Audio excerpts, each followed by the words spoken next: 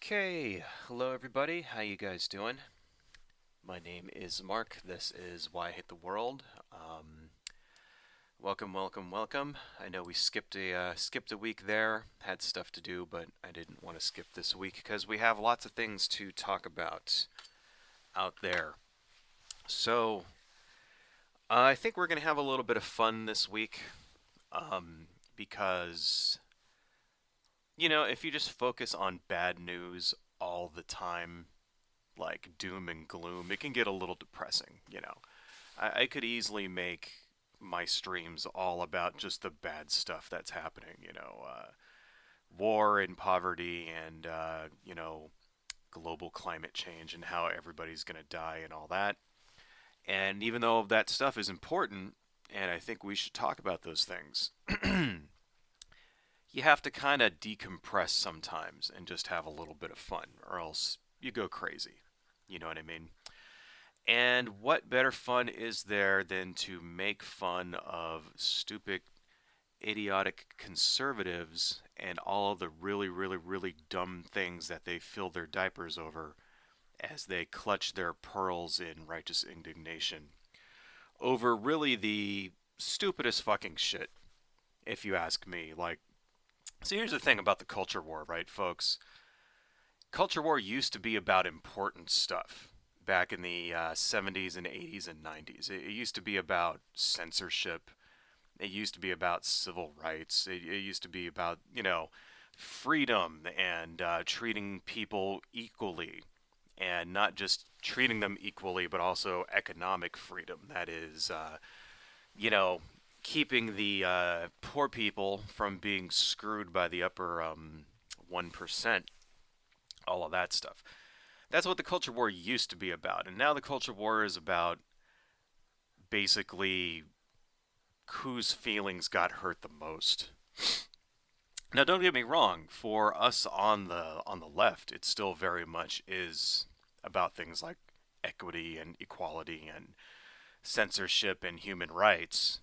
And for the people on the right wing, it's about what flavor Oreos offends real American patriots, or it's about you know Mr. Potato Head being degendered or whatever, and why that's bad, or Schick Razors putting out a commercial saying, hey guys, quit treating women like they're objects, shit like that, and why that's horrible, and why you should just boycott everything on Earth that doesn't specifically cater to a right wing phony baloney worldview. That's basically what the culture war has become on the right. It's basically become a cash, and the reason why they do this is because they make money doing this. The pundits on the right make money by getting those outrage clicks. That's their model. We've talked about this a lot over the last couple of years. Every time we do a stream featuring somebody like Ben Shapiro or Tucker Carlson or Candace Owens or any other ridiculous conservative talking head, you see the same pattern over and over and over. Bad thing X happens that doesn't cater specifically to white, cisgendered, super conservative Christians, and doesn't like stroke their balls or whatever, so they get mad at it.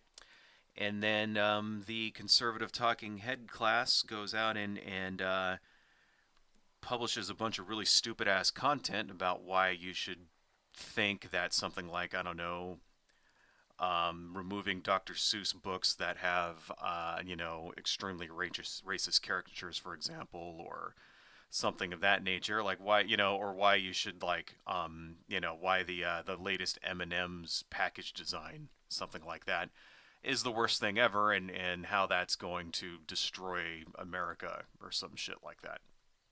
And then they make a shitload of money. And it's getting kind of ridiculous. But here's the thing about that, right? Outrage can only take you so far. And it works pretty well for a show. Steven Crowder, for example. If you just have one show the Steven Crowder show or the Ben Shapiro show or something like that.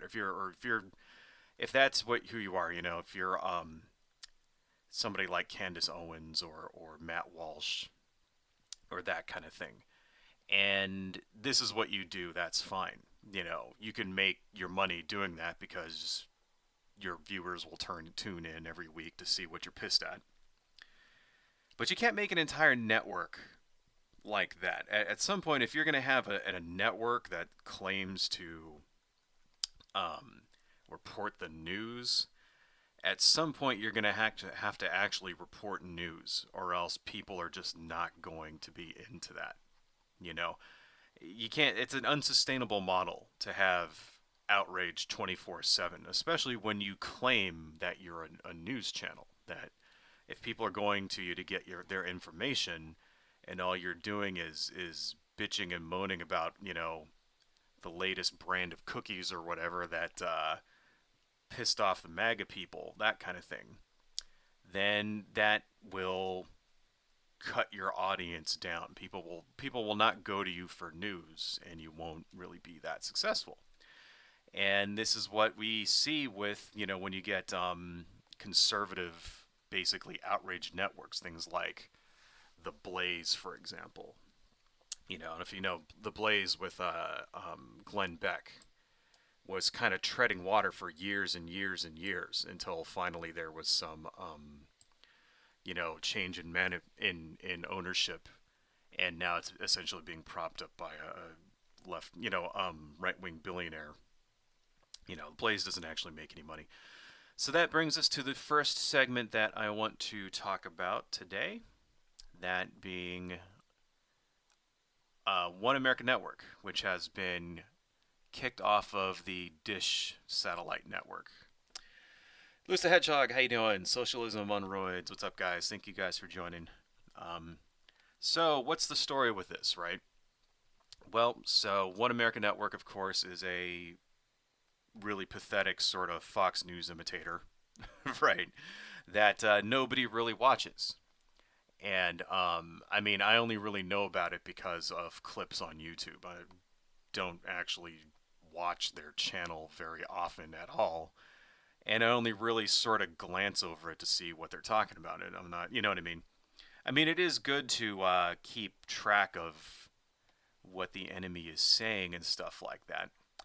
But, when was the last time you sat down and actually turned on your television and, went to one of these news networks? Never. In fact, I don't even have Dish. I don't even have cable, for fuck's sake. I'm like I cut my cord a long time ago, just streaming, right? So, so sort of these sort of cable networks in general are not doing very well over the last decade or so. They're losing a lot of market share to just straight up streaming, to internet services, things like that. YouTube, most people get their news nowadays from Facebook, believe it or not, more than actually going on and turning on CNN or MSNBC or Fox or something. Most people go to Facebook and they watch clips that other people have posted of news shows. That's the majority of how people get their news nowadays, right? Which is sad and pathetic, and that's not how it should be, but this is reality. So One American Network is sort of like a third-rate Fox News imitator, and they have recently been dropped by the Dish Network, satellite Dish, right? Which Dish Network is always sort of also been a second fiddle to cable, right? So if cable's not doing very well, if people are not buying cable TV anymore, because they're cutting the cord and going straight streaming, then you can imagine how bad satellite dish is. You know what I mean? Satellite dish networks and stuff like that shit's expensive. It's you can get your cable for under $100 and get a slate of channels, and it comes with things like Comedy Central and a couple of other things like that, right? Satellite dishes are totally expensive. There's a big cost of, you have to install the equipment and all that. And plus, it won't work if you like don't have a open sight lines to the sky. So if you live in an apartment or something, like I actually, because I remember about 15 years ago, we looked into it. We were thinking of getting, getting the Dish Network, and it was like, well, we couldn't get any like sight lines in the apartment I lived at the time. It's like we couldn't even put in the dish. So that already kind of limits their market share a lot. So they're kind of hurting. And this One American Network does not bring in any money. Well, that's capitalism, right? If you don't make any money for the company that you're contracted with, then, once that comes time to renew that contract, things get renegotiated and you bring in less cash because you're not bringing in the dough, right? That's just how it works. And here's the story behind One American Network is that they've been floundering for years. This is not a new phenomenon. It's not suddenly nobody watches these morons anymore. Ever really since the beginning, they really have not been a major player. And their highest ratings shows them with 0.1% of the market share, which translates into roughly 110,000 households at their height.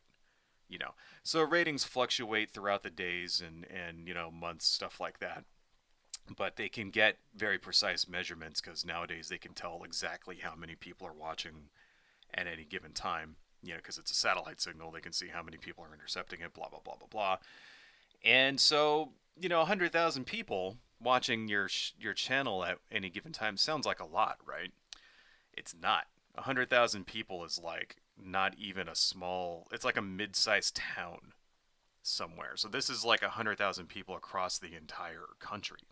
Right.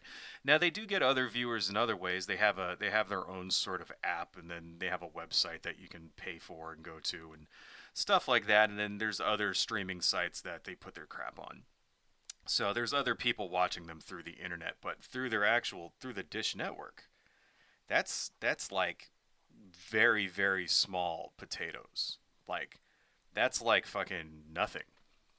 And the story is that these guys, when it came time to renew, they wanted an additional $16 million in fees per month. So they wanted to up it so that basically Dish Network was giving them an extra $16 million a month.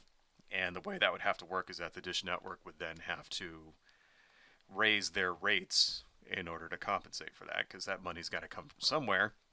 This is capitalism once again, so it's not like, they're not going to eat that cost, right? And every time you raise prices like that in something which is a luxury good, then you get people that cancel, because cable TV, satellite TV is a luxury good. And when it comes to like, oh, well, if I have to buy eggs or milk, or if I'm going to like get satellite TV, which one do you think people are going to choose? That's just simple economics. This is very, very basic shit. So the money that One American Network was not bringing in, they were not bringing in enough money to justify that, so they got dropped. And of course, the conservatives and the Republicans and the maga chuds are treating this like it's some kind of like left-wing democratic like conspiracy in order to silence conservative voices, when in real life it's capitalism. And I always love how the right wing in this country, always really, they're the champions of capitalism, except when capitalism doesn't work out for them. Then all of a sudden it's some kind of conspiracy. And I always loved how that worked. I always loved how it's like, because they'll tell you at any given time, if you try to debate any conservative person out there about things like, say, Medicare or welfare or, Social Security, anything like that, whenever it comes to, if you try to debate them, anything that has to do with social safety nets or, They'll always come back, and it will eventually, the argument will get around to the point where they will claim that such programs are hidden communist plots to redistribute wealth. And this is the same shit you hear over and over and over again. You know, especially when it comes to things like Medicare, crap like that. They'll always say things like, well, you know, they'll say shit like, I know better how to plan for my retirement than the government. And I'm paying for people that, you know, they're taking money from me and they're paying it for other people that don't deserve it. Stuff like that. Right. It always comes down to that. And that basically that argument is the get a job argument. That's really what they're saying. You're poor, get a job. Oh, it's not working out for you, get a better job. Oh, you have a job, it doesn't pay enough, you know, working at McDonald's, whatever, get a better job. That's the get a job argument is the thing that you hear all the time.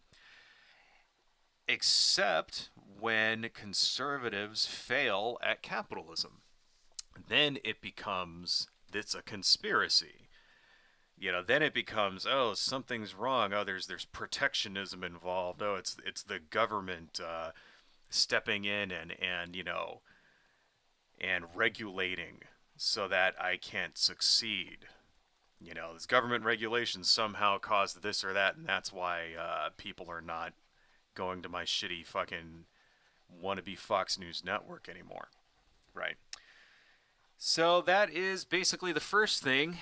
You know, I have this video here from Lauren Boebert that I want to show to you guys. Let me just go ahead, open up my window here, turn this guy on. Let's make this a little smaller so YouTube does not kick me. Here's Lauren Boebert in Congress talking about, oh, wait a minute, let's make that full screen. In Congress talking about giving a warning to AT&T and DirecTV. You know what, before we start this, let me put this into the chat for you guys. I always like to do this in case there's people that watch after the stream is done and they can see where I'm getting these videos from. So, Lauren Boebert, of course, as you all know, is the congresswoman from, she's from Colorado, right? Who owns a restaurant where people, the waitresses and shit, walk around with guns, and that's the entire fucking gimmick of her restaurant. And also, her restaurant is getting shut down, by the way. The people that own the land chose not to renew her lease because she's a vile bitch, and she deserves it. And she says it's all a conspiracy, too, because her restaurant's failing and all this other shit because, you know, of you know, some evil communist plot, and not because people don't want to eat there because they don't like Lauren Boebert. So it's always a conspiracy when they fail, you know, which kind of shows it's like, it's, you know, pretty much all bullshit anyway. Like, it basically shows that they themselves don't even believe in capitalism. But anyway, so let's see what the esteemed Congresswoman Lauren Boebert has to say about this. Stenographer needs help with dadgummit. We'll try to get a spelling for you on that. I now am honored to yield time to the gentlelady from my home state and a young person who has set this place on fire since she's been here, Congresswoman Boebert. Thank you so much. Definitely not literally. At midnight, Tuesday, January 24th, 2023, Newsmax was removed from DirecTV, DirecTV Stream, and Uverse, denying 13 million customers this highly rated news channel. Dun, dun, dun. No. Please remember, she said 13 million. They have 13 million customers. That's true. Right. Newsmax only got 110,000 of that 13 million people to actually watch their shitty ass channel. So, kind of misleading. You know, I mean, I guess you could choose to tune into them if you wanted to. So, just that's a little misleading right off the bat. First thing that she says, you know, Newsmax did not, or not Newsmax, One American Network, excuse me, did not have 13 million viewers. They have 110,000 viewers. So, bit of a lie right there. Moving on. This is not the first time that we've seen this, and I'm afraid that it won't be the last time that we are seeing this here in our great country. OAN was deplatformed by DirecTV in April of 2022. So what's next? Fox News? Will the Weather Channel be canceled next if they refuse to bow to the left's altar of climate change? One could only hope. One could only hope that Fox would be next, but no, Fox will not be next. Now, I want to note, so she's blaming it on the left. This is the left that caused this, because it's, it can't be the fault of the conservative news network that didn't get anybody to watch them. It has to be a conspiracy. How exactly? Let's just, because I just, this stuff, people think, oh, that's ridiculous, and then they just don't think about it. Well, it always helps, I think, to sort of examine and try to imagine what exactly this scenario would look like. What exactly is she trying to say? That the left somehow kicked, the left. First off, who the fuck is the left? Who?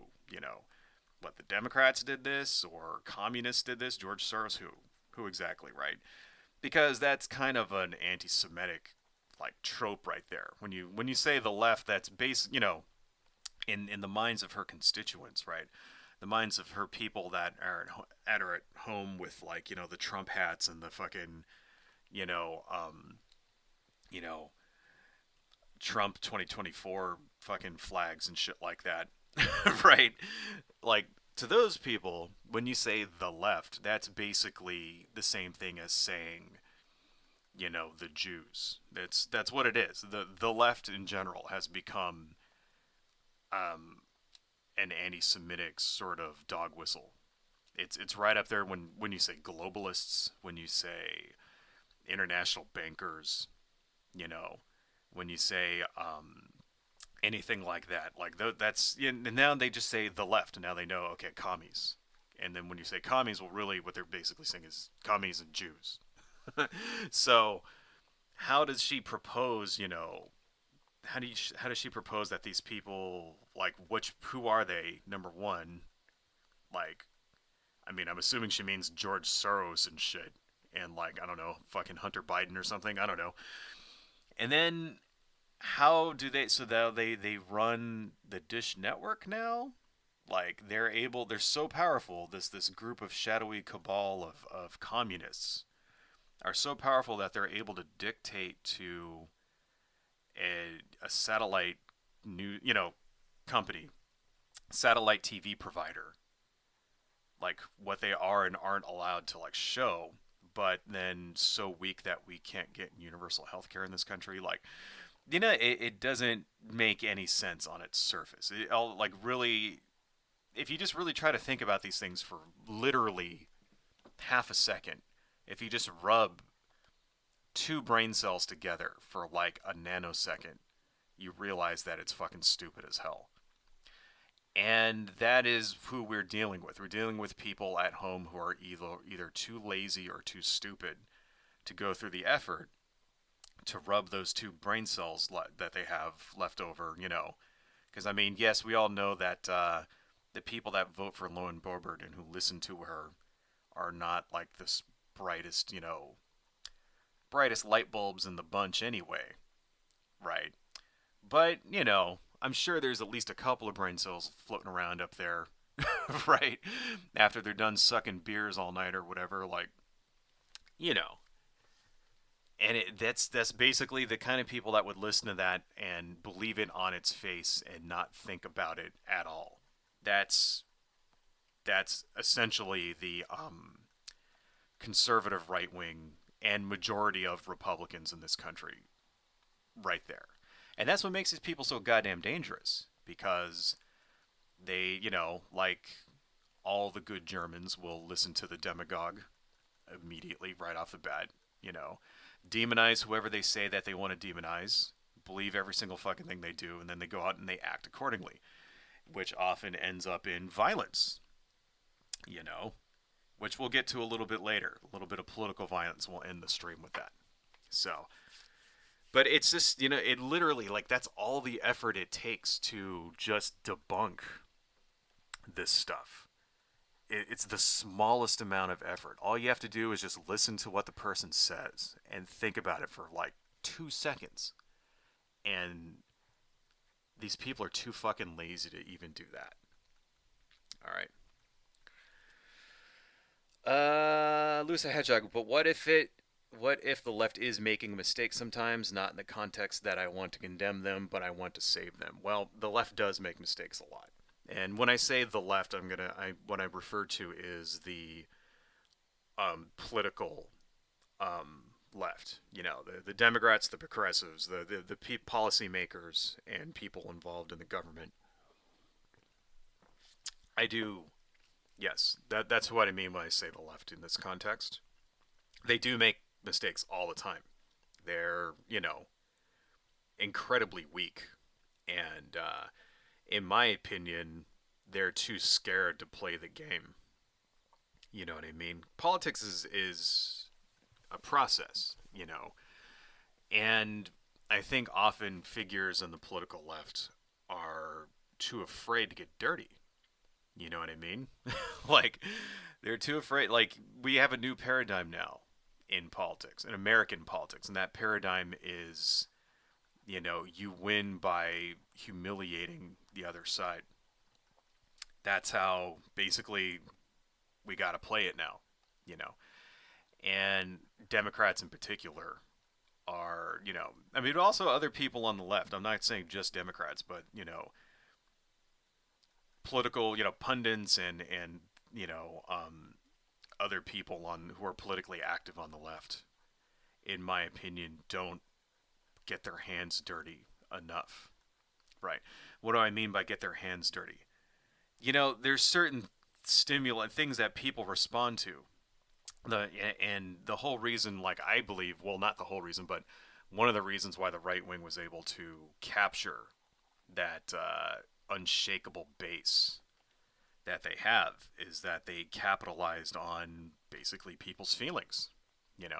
People don't respond to facts; they respond to feelings. That's how it is. And if you look at all of the rhetoric that you hear from Donald Trump, from the governor of Florida, whatever the fuck his name is, Ron DeSantis, or any Matt Gaetz, any or Marjorie Taylor Greene, even anybody that's like prominent on the Republican Party right now, they deal in feelings 100%. And the thing is, all of these people, with the exception of Trump, they all won re-election by large margins. Now, of course, a lot of that probably has to do with, gerrymandering and shit like that.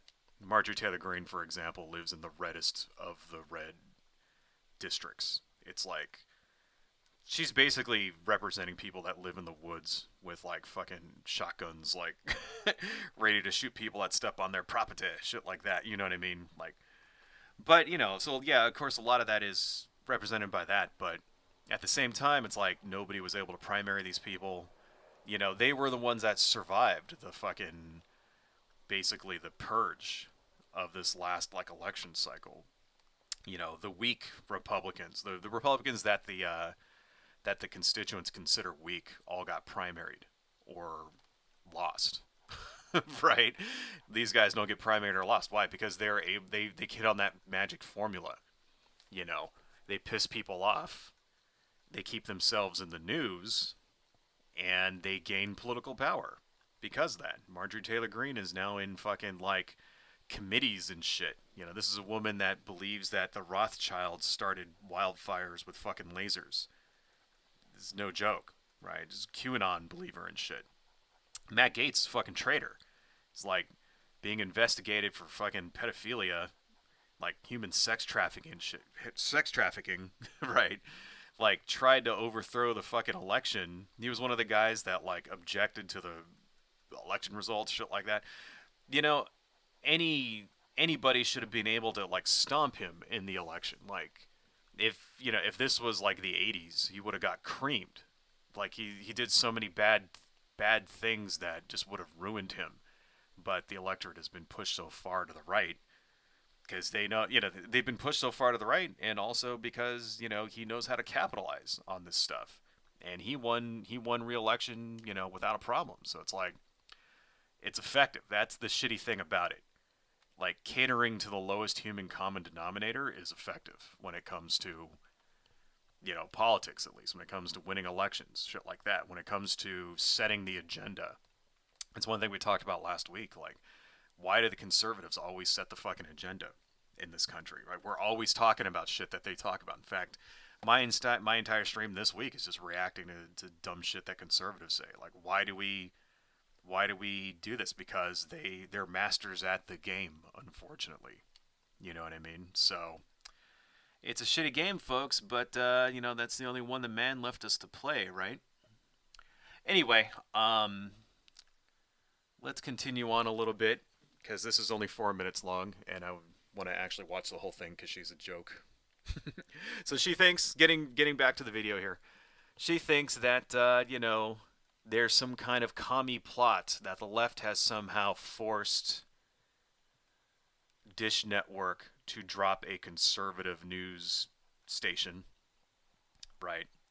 Please keep in mind that Dish Network is replacing One American Network with another conservative news station called The First, which I've never heard of these guys, but I'm sure they're probably going to be just as bad as One American Network. So it's not like, why would the left, if the left, in quotes, whoever the fuck they are, somehow was able to dictate which channels can and can't be displayed on the Dish Network, why would they dictate then that a new news channel, conservative news channel, should take the place of One American Network? Doesn't make any sense. But let's continue. What about the History Channel? We see on a regular basis the left wants to erase history and deny truth. How about TBN? There has definitely been an increase in disdain and intolerance by many liberals for Christian beliefs. First off, no conservative politician or pundit or conservative in general ever gets to try to claim that the left are the ones who are trying to erase history. That is an argument that they just don't get to say that. Not when they're doing shit like, outlawing books and crying like babies over things like CRT, that, making a fucking boogeyman out of critical race theory. I'm sure you guys all heard about in Florida, DeSantis is, they passed a law basically getting rid of, like, essentially black history. Right?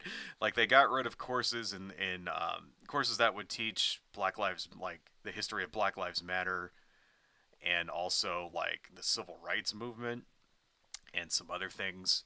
Like, they got rid of these AP courses. It's kind of all over the news now, so I don't want to, like, get into that too much. So I'm sure you've all heard about that, how in Florida they're basically rewriting history, So, no. When it comes to alternative history and, selective alternative history that makes your side look good, done for political purposes, the right wing wrote the book on that shit. Right. So no, go fuck yourself, Lauren fucking Boebert. That you don't get to make that argument. Second one, when it comes to, what did she say, TBN? I mean, if it was up to me, I'd say yes, fuck TBN. Right? But it's not up to me. And I don't think there's been any calls from anybody serious to get, TV preacher scam artists and shit off of the fucking air. They shouldn't be allowed on the air if you're asking me. Goddamn, I'm cold. Excuse me, I gotta put on my coat. Because I personally think that televangelists and televangelism should be illegal, because every single one of them is a fucking crook. I'll say it again and again. Can you guys still hear me? I hope you can still hear me. Did I accidentally turn off my mic? No, I didn't. Okay. Anyway, and that's the thing, folks, right? There's only so much you can do to protect people. So you see somebody like fucking, Pat Robertson or Creflo Dollar, some shit like that, you know, on the TV telling people to put their hands on the screen and pray to Jesus, and then like, flying away in a fucking private jet afterwards, and you sit there and you go, man, how can people be so fucking dumb that they'll give these idiots their money? And then you realize, well,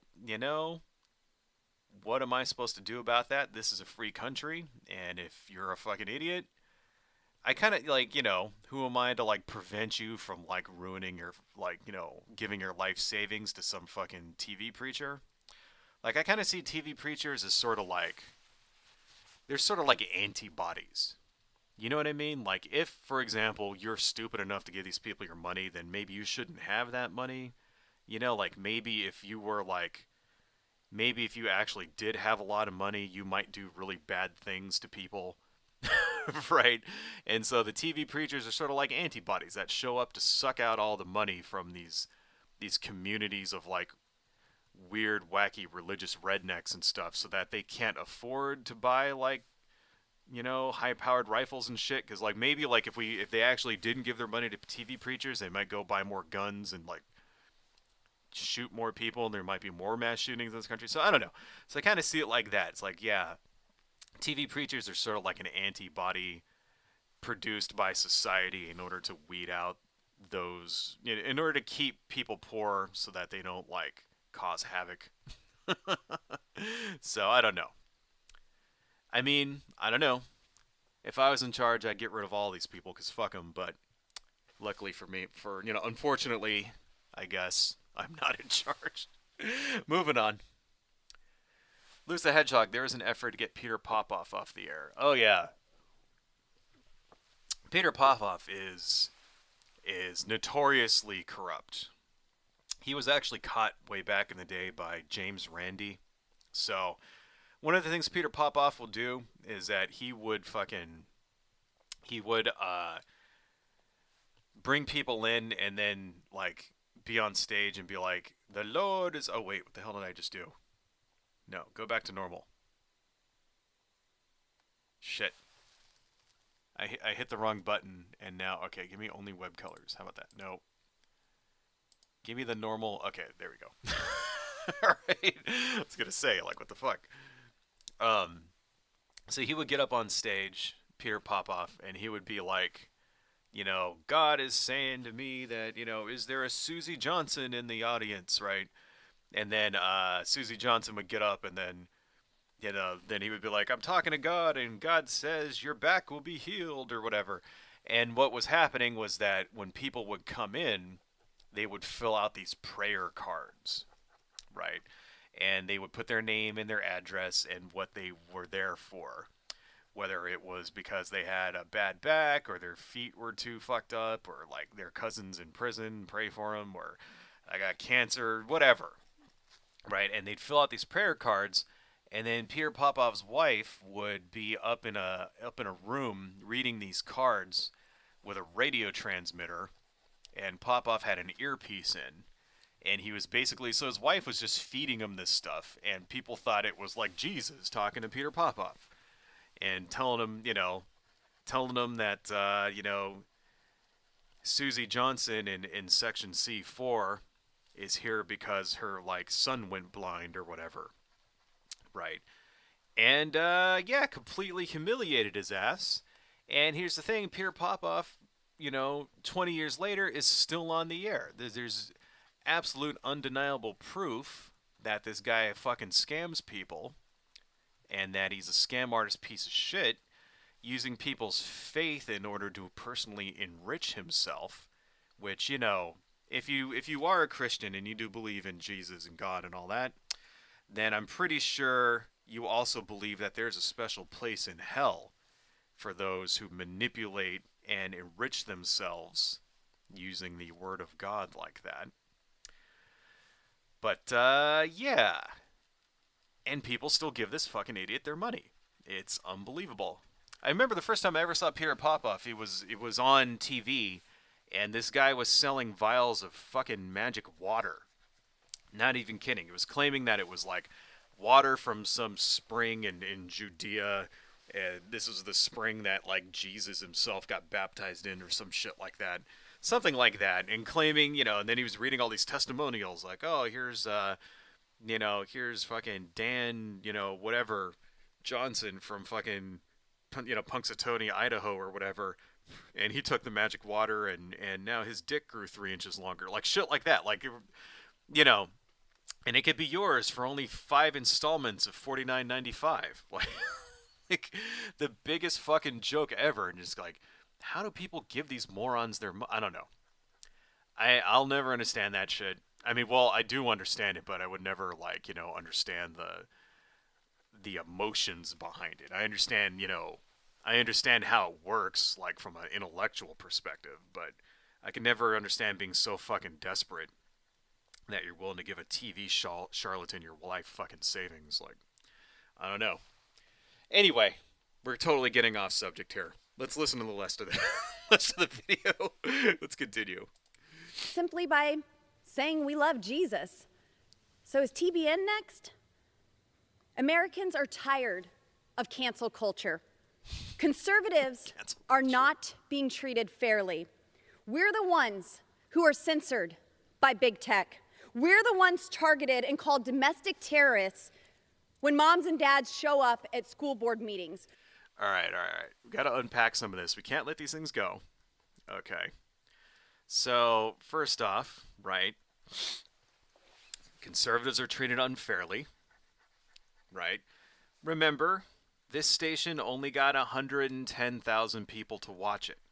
So, if you had a TV station, right, and here's the thing about it. Apparently, Dish Network said you can continue on with the same contract that we had before.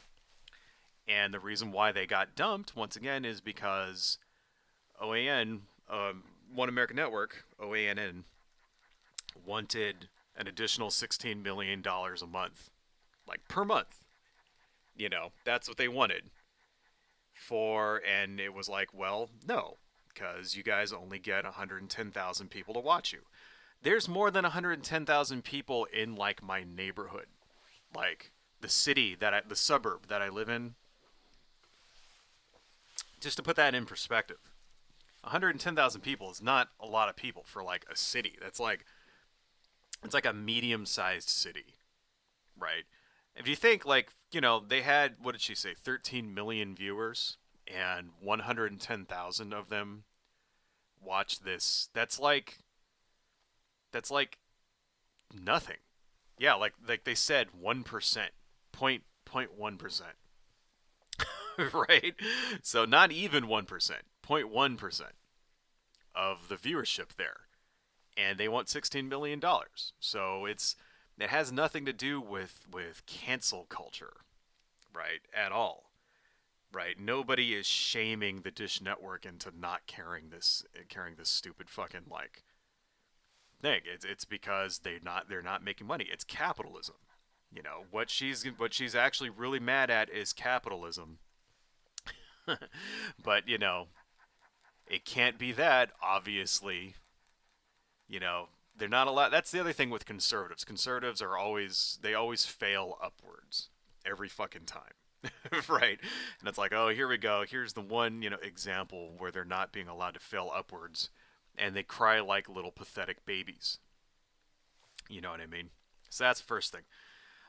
Let's rewind a little bit of what she just said, because I missed that. Let's rewind it about, where are we? 55. Let's go back about there. Let's see what she's got to say. We're the ones targeted and called domestic terrorists when moms and dads show up at school board meetings. We're the ones targeted by the IRS because our organizations have the word patriot in their name. Yeah, so both of those things are... So first off, the thing she's talking about, like, people going to school board meetings, that is true. There were some investigations of parents and things, going to school board meetings, but they weren't actually parents and stuff like that. They were Proud Boys. These investigations that she's referring to from the FBI are because actual domestic terrorists were showing up at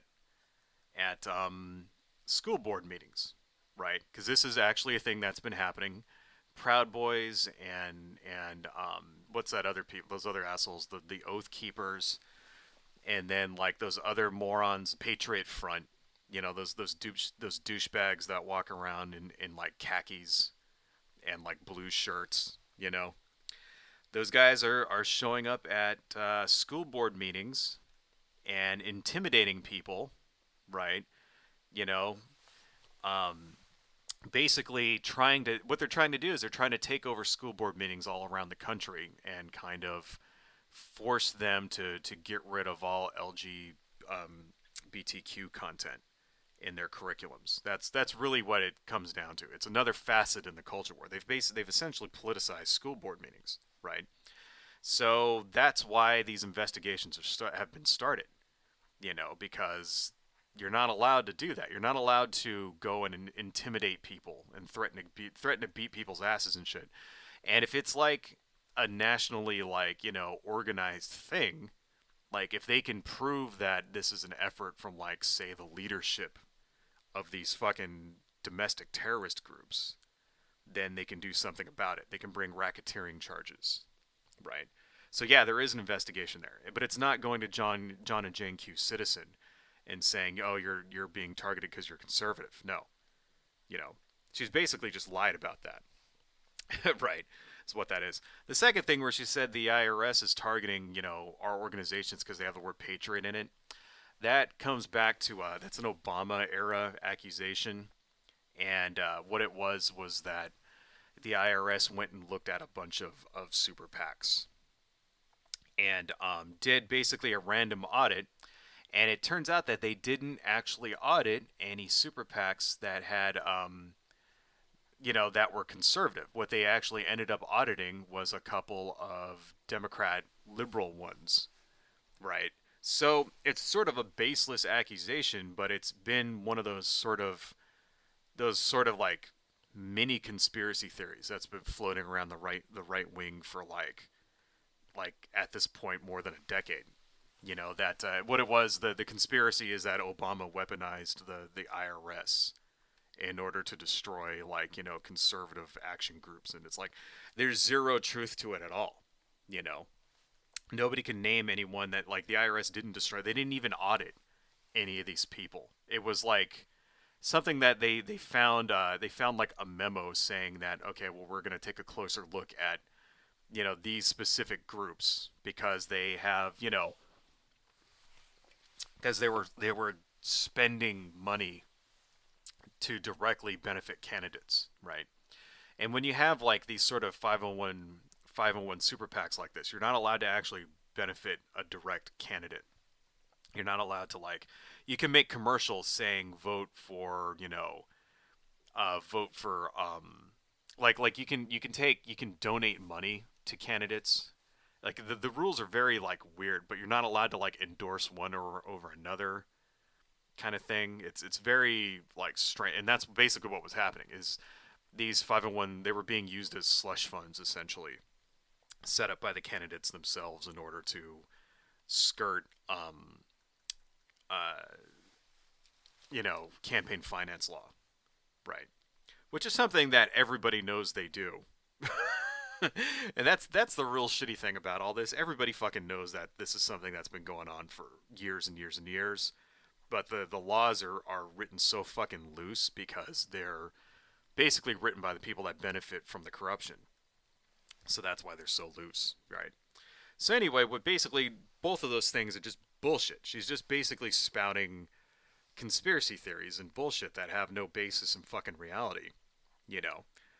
And no one ever challenges. Like, here's the thing about these, right? Those two conspiracies, like, are things that are repeated so many times.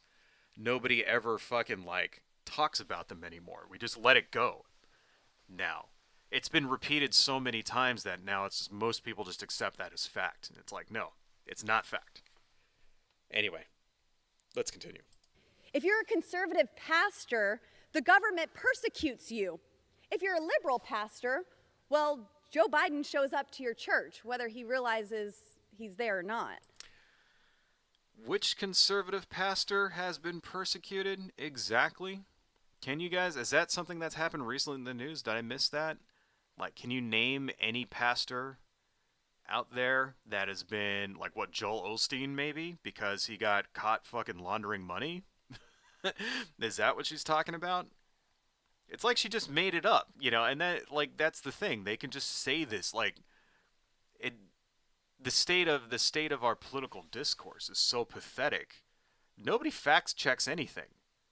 You know what I mean? Like, and yeah, okay, it's a full-time job, don't get me wrong, but it's really sad when things like The Daily Show do a better job of fact-checking stuff than the fucking news. You know, you wonder why nobody watches the news anymore. Why people get their news from Facebook and from YouTube clips. It's because they don't do their fucking job anymore, and they haven't done their job in years. You know what I mean? Like, I don't know.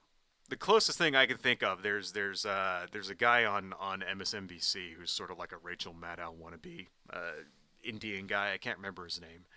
He does really good debunking videos that actually are on a network that millions of people will see. You know, because even though most people, like, nowadays get their news from, like I said, Facebook, you know, or not, I don't want to say most, but a growing number of people get their news from Facebook, stuff like that. They tend to still watch clips of things that people put online that come from the major news networks.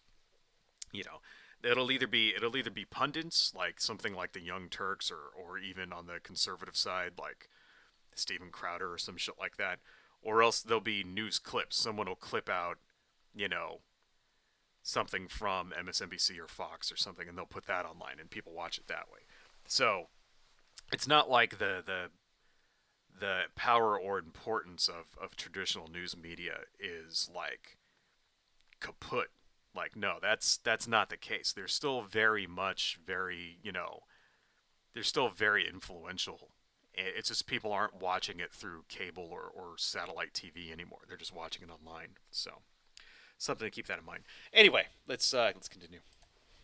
And yet, now we're faced with Newsmax, a conservative news organization followed and watched again by millions of Americans. And it has been removed from DirecTV. Newsmax is the fourth most watched news channel. Wait a minute. I thought it was One American Network. Was it Newsmax that got dropped? Seriously? I've been saying One American Network this whole time. Hang on a second. Newsmax dropped. Oh, holy fuck. You know what? Sorry, folks. I was completely wrong. It was Newsmax. It was not... Well, there you go. I guess it goes to show you that these things are just, like, kind of interchangeable. Oh, well, can you blame me for confusing the two when they're essentially the exact same bullshit? Sorry, folks. I read that wrong. It is actually Newsmax that was dropped, not One American Network. But yeah, Newsmax is the one that got 110 viewers and all this other stuff. So just go back through the earlier parts of the stream, and every time I said One American Network, imagine I was saying Newsmax. Continue. Channel, but they've been removed for hyper-political reasons. So what can be done? Nope. Not hyper-political reasons. Removed because of capitalism. It's a lie. We cannot let the lie go by. She's lying to you. I've been asked time and time again, what do we do to rein in the censorship and the oppression of conservatives? Because free and open speech is worth fighting for. The First Amendment in our Constitution defends our freedom of speech. Lauren Barber does not give a shit about freedom of speech, nor does any other conservative, especially on Newsmax or any other conservative network. They do not care about freedom of speech. at all whatsoever in the slightest. They care about imposing their speech upon you. Let's never, ever, ever forget that.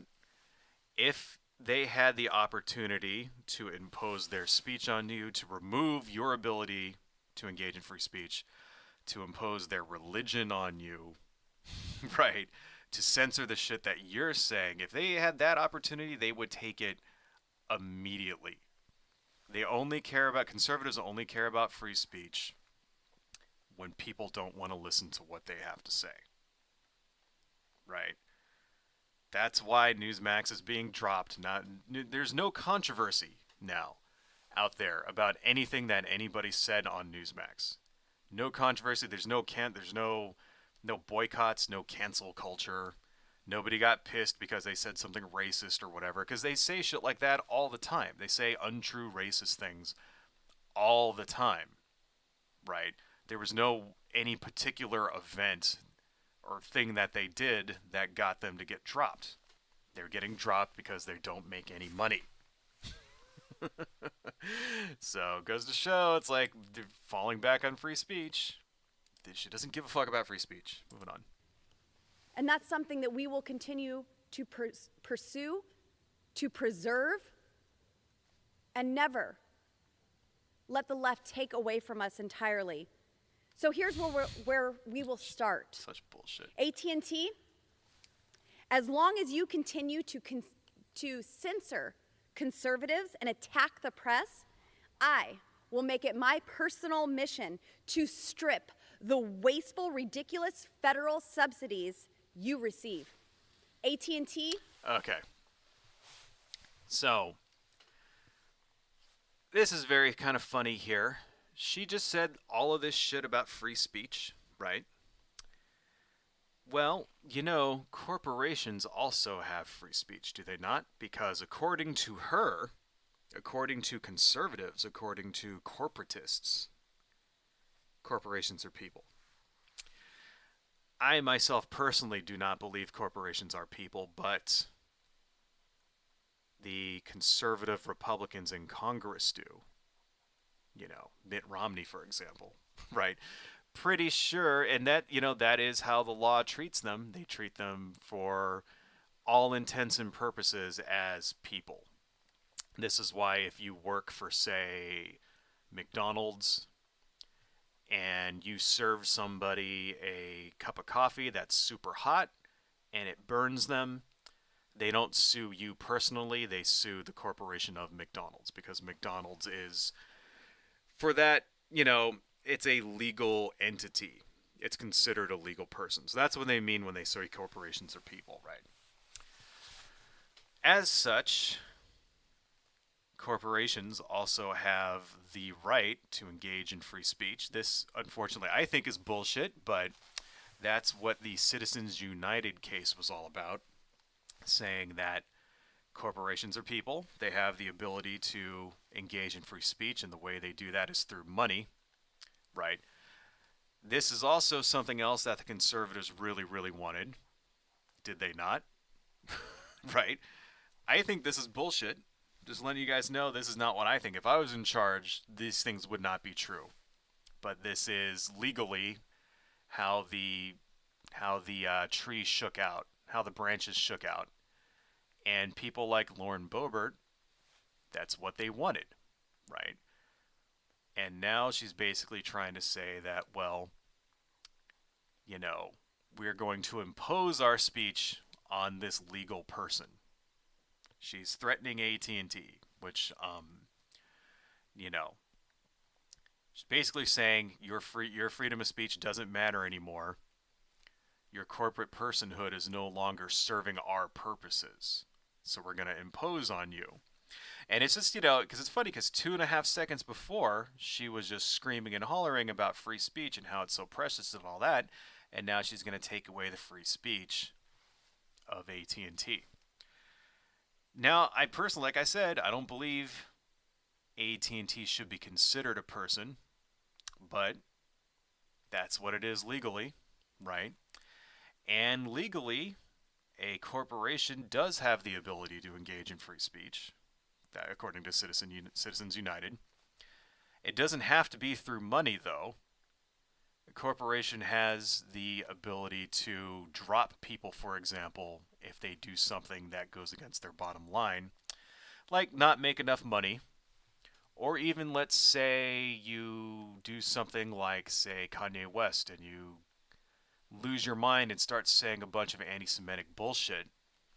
The corporations that you work for, like say Adidas, has the ability to cancel contracts with you. That's why, because that's part of their free speech.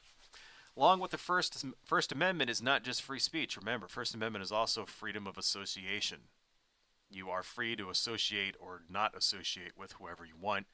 The government is not allowed to tell you you have to, along with saying that, you're allowed to associate with everyone, they're also not allowed to say you have to associate with this group or that group of people, right? This is why it's okay to have a private club that doesn't allow in Jewish people, for example, right? Which is still a thing that exists in this country, believe it or not. This is why you can have an organization like, say, a white supremacist organization and say no black people allowed. And you can't sue to become a member of that. Like, if you're a black person and you want to, like, join the KKK, you can't, like, sue them and join. It's a private organization, right? First Amendment says you're allowed to associate with whoever you want. That's part of, there's a positive and a negative to all of these things. These things can be used for evil. That doesn't mean that you toss the First Amendment, right? First Amendment protects them as well, which is, unfortunately, that's how it works. First Amendment also protects the bad people in our society, right? You don't really see, they used to call that restricted. Like, if you go to a country club or something, and they wouldn't allow Jews in it, you don't really see that nowadays, but it's still technically legal. But that was a thing that you would see more in the 70s and 60s. They would say, oh, it's restricted. Like, I remember there's an episode of The Golden Girls. Like, you ever watch that show, The Golden Girls, way back in the day, where one of the women, like, wants to date this guy, and he's Jewish, and they wouldn't let him into a country club. Because, oh, he can't come in here, it's restricted, right? That was definitely a thing. It's still legal. It's still legal. Now, you may be able to tie it up in courts and stuff like that, but according to the Constitution, as I understand it, I mean, I'm no constitutional lawyer, so I may be wrong here, but as I understand it, that's a thing that's still legal. So, but here comes Lauren Boebert, basically threatening the parent company of the Dish Network for engaging in capitalism. Funny how, support for the Constitution goes right out the fucking window when it's not convenient for them anymore, right? This is almost over. We only got 30 seconds, so let's continue. DirecTV, and to all the woke corporations, this isn't a threat. It's absolutely a promise. If you continue to stifle free speech in this great country and muzzle the press corps, Congress will have no choice but to hold you accountable. And I promise you, my colleagues and I are happy to take you on to preserve free speech for all Americans. Congressman Buck, I thank you for organizing this tonight. Thank you for being... All right, shut up, bitch. Anyway, I thought that was worth going through because this is, I think, a good example of why it matters who we give the reins of power to. How, and Lauren Boebert is in any other timeline would be a nobody, right? She comes from one district in Colorado. She's a fucking restaurant owner, right? Somehow, and she believes the dumbest, most ridiculous shit that is demonstrably false, right? Like 10 seconds of fact checking on any of the shit that she just said will prove how utterly full of fucking baloney she is. How just completely just untrue any of the crap that she just spouted, right? Yet somehow this woman has managed to gain political power and is actually quite powerful. She's on committees and shit now, For this is what happens because, Republicans won the fucking House, so they get to make the rules. So people like Lone Boebert now get to introduce legislation. So yeah, she could back it up. Now none of this shit that she's gonna put in will actually pass because Senate and the president, thankfully. Let's turn this off for now. Turn that off. Thank you. But still, that doesn't mean that we shouldn't be afraid of it. That doesn't mean that we shouldn't be concerned. And in a very small amount of time, 2 years, there's going to be another election. And shit could easily turn the other way. It could very well end up being that the Republicans clean up in 2024. Trump gets reelected. They win the House and the Senate. And then if that happens, they've got all three branches of government. Executive, legislative, and judicial. And who even fucking knows what kind of nightmare shit that they could, do. Right? Lone Boebert pretty soon will not be just some fucking empty-headed bimbo pissing in the wind with a bunch of bullshit threats designed just to, piss people off so they donate to her. Right? She could actually very well have the power to back up some of this crap. So this is why it matters, man. Right? Hang on. What we need to do is this should be going black. There we go. This is why it matters. This is why it matters that we should pay attention to what these people are saying. And, I think myself personally, stuff like this should be spread around. Right? We shouldn't try to hide who these people are. We should expose it, because people need to know. I think really a lot of people, if they knew, in her constituency, if they really knew who this woman was, they wouldn't vote for her. That's what I think, right? Colorado is kind of a battleground, I mean, it's okay, yeah, they have Republicans and shit there and guns, all that, but they also were the first state to legalize marijuana, right? So, and it's because there's a lot of immigrants from California that moved to Colorado because it's cheap to live there, it's expensive as fuck to live in California, and here's a place, it's cheap to live, it's got good climate and all that, and plus there's snow and you can go skiing, crap like that.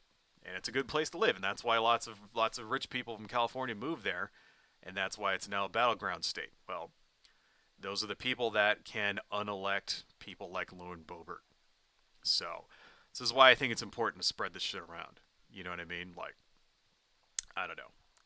Anyway, so yeah, there goes our first little segment there. Want to move on a little bit.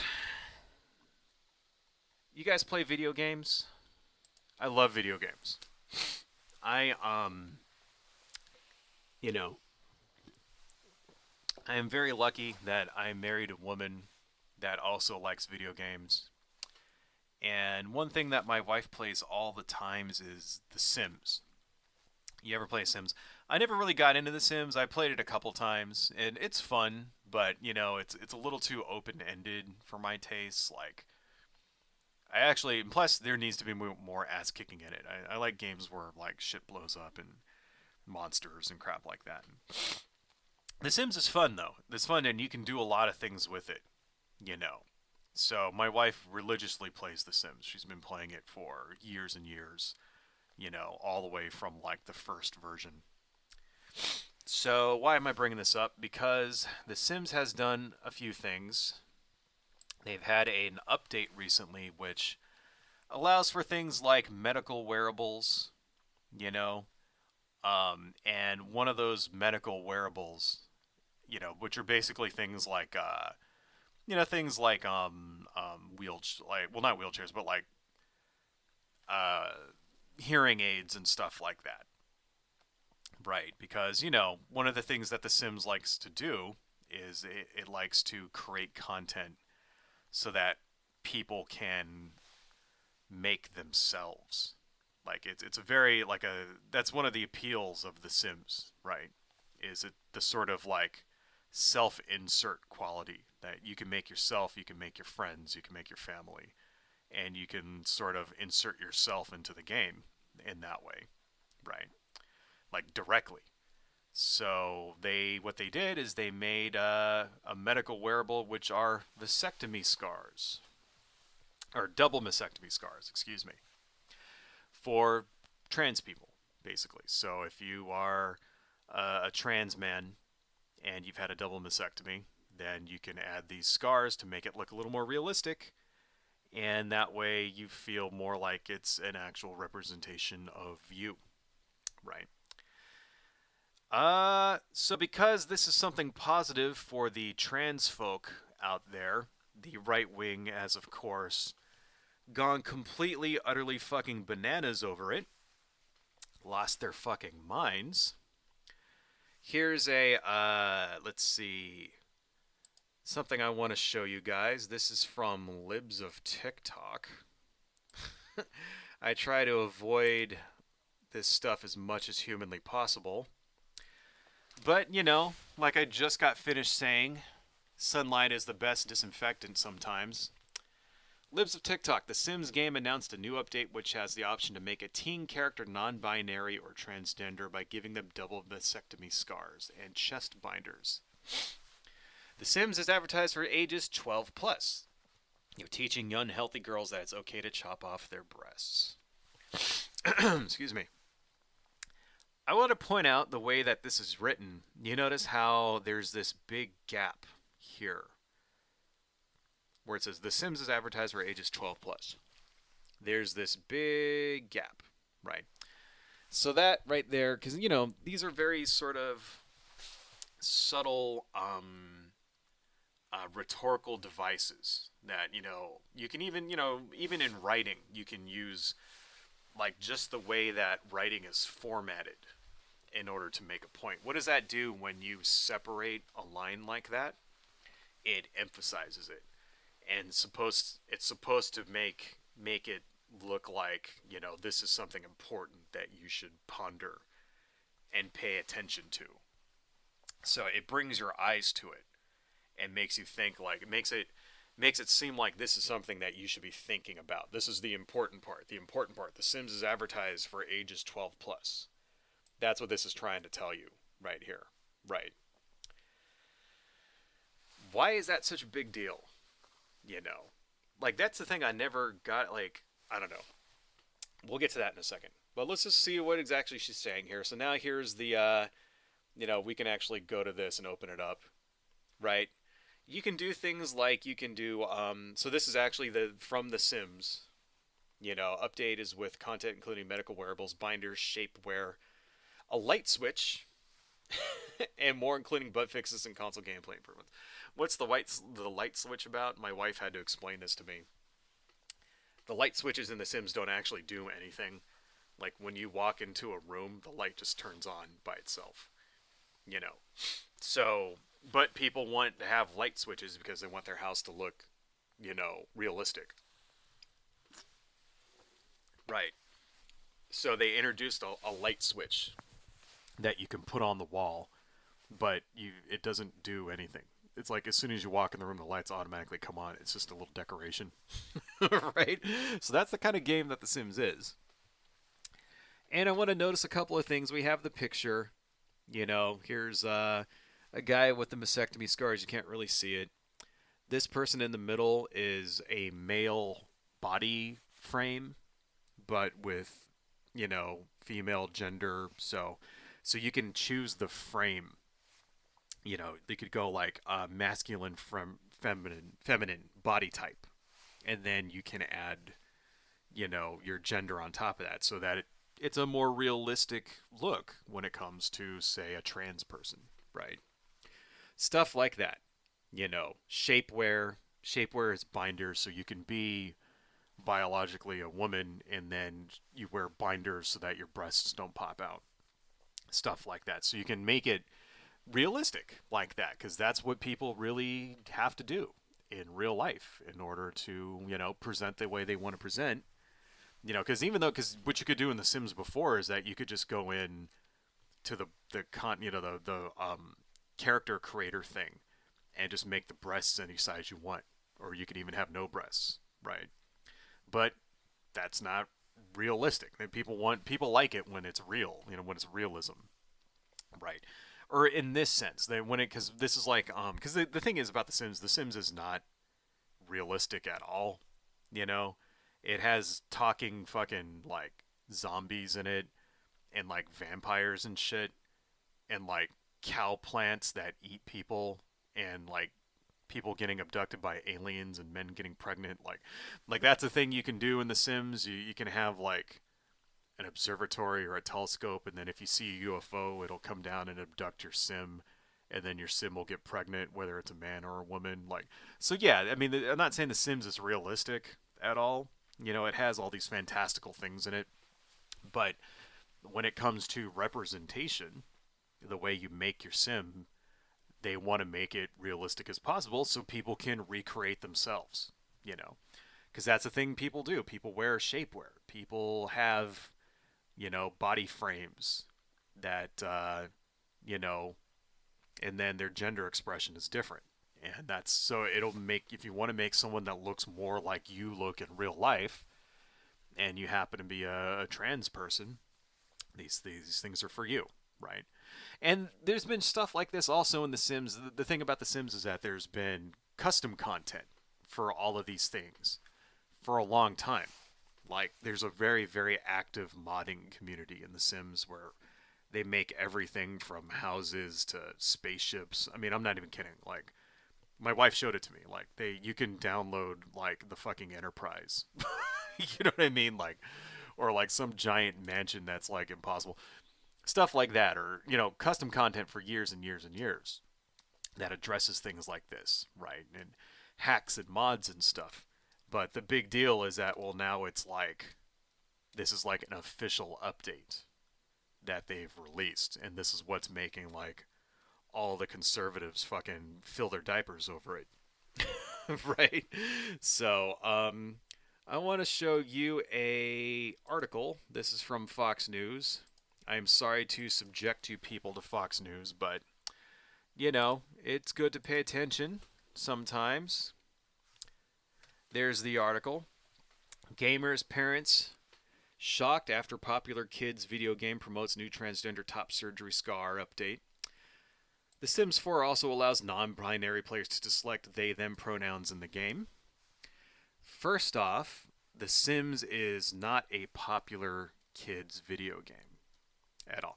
And this shows you, like, oh wait, is that like way too big? Do I need to make that smaller? Hang on a second. No, okay, good. You can see it. All right. Wait a minute. Why is that like... What the fuck is going on? Hang on a second. Okay, there we go. All right, cool. I was wondering why it looked like my shit was cut off. Anyway, The Sims is not a popular video game for children. Kids don't play The Sims. Okay? Like,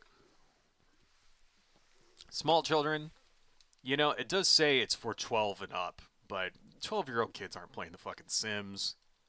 12-year-old kids are playing Minecraft, right? They're playing Fortnite. No, you don't get into The Sims as like teenagers. You know what I mean? Like, then you get, because the first off, there's no, like I said, The Sims is very open-ended. There's no action in The Sims. It's not the kind of thing that small children will enjoy. The Sims is actually a very technical kind of game. There's lots of variables going on.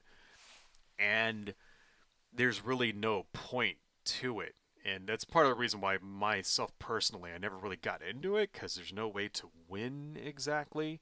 It's very much, it's a simulator. That's why they call it The Sims. And it's very much about, like, enjoying your imaginary sim life and doing goofy things and doing funny stuff. Like, my wife will do stuff like she'll do these challenges where, like, you have your sim and then you try to make it have 100 babies or something like that, or you try to make it have sex with like 100 people. Like, they call sex woohoo in The Sims. So it's like, I need to woohoo 100 people or whatever. Or she'll try to do something like she'll fill the entire house up with ghosts or like stuff like that. You know what I mean? Like, I don't know. I did play back in the day. I used to play The Sims 2 back in the day a couple times, and I remember like I made one where it was like my sim got all like depressed and stuff because I wouldn't let it go outside.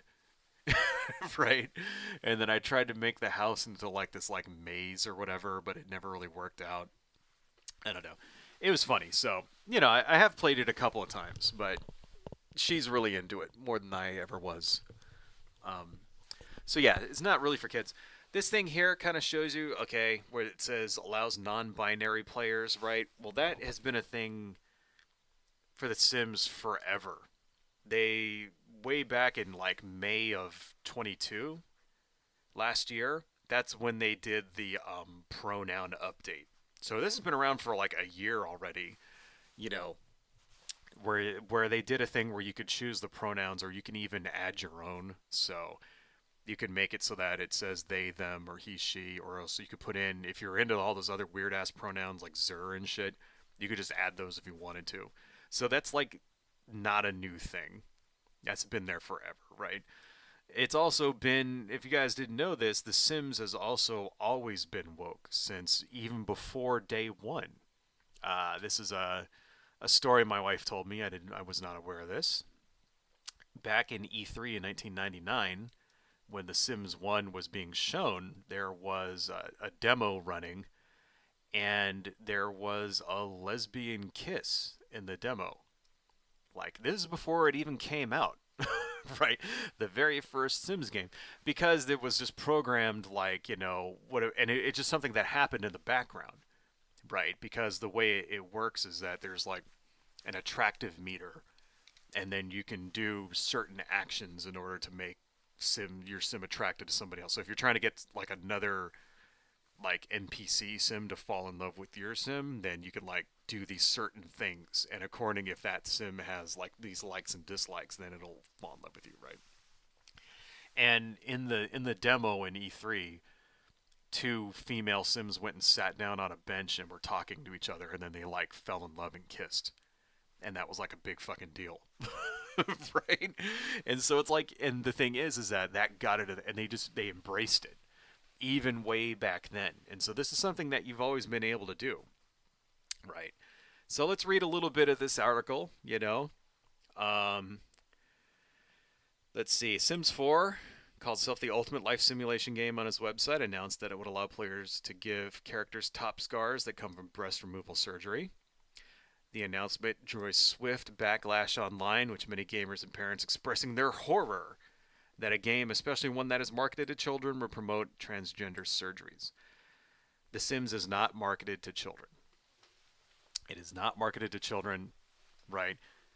Adults play The Sims. It says rated 12 and up because like, there's no like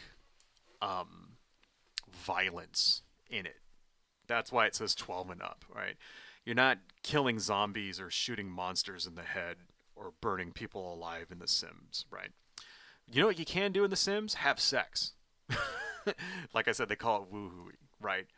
Since day one, it's been like that. Since the very beginning of The Sims, The Sims could always have sex. And it's not explicit. It's not like, there's like penetration and like fucking anal going on and stuff. But, they jump under the covers and a bunch of like hearts and shit fly out. And, you see the covers go up and down, and it's pretty obvious what they're doing. And that's been a thing since forever. Is that not a thing for children? It's not a thing for children. You know what you can also do in The Sims? You can drink and get drunk, although they never say it's alcohol. It's like juice or whatever.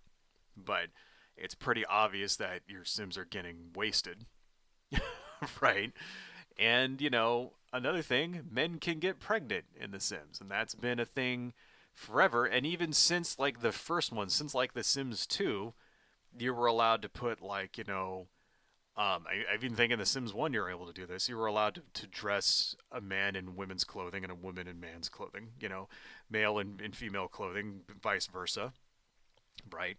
You were allowed to have same-sex marriages, and, You could choose now the sexual orientation. That's a thing in The Sims 4. You can choose that, right? You can choose who and what sim is attracted. Let's turn this shit off. Okay, you get the idea. Basically, they're fucking filling their diapers over this. They're clutching their pearls over this fucking game. It's bullshit. You can read the article yourself later if you want. I'm not gonna waste some more time on it, right? Um, but yeah, you get the idea. This is the thing that's been there in The Sims forever, right? They even changed it so that you can do what sex your sim is romantically attracted to. So you could say, you're a character. If he's a man, you could say he's romantically attracted to other men or women, or both. Or you can even do neither. So that way, if there's like any ace people out there, you can make it so that they are romantically attracted to neither sex. That's been a thing in The Sims for ever, right? They've changed minor words so that husband and wife will now be referred to as spouse, brother and sister are referred to as sibling, right? That has been a thing for at least a year. You can even choose, you can choose if you want your sim to get pregnant or impregnate others, or neither, which is another thing that trans people often have to face after they transition. Lots of trans people become, sterile, unable to have children, right?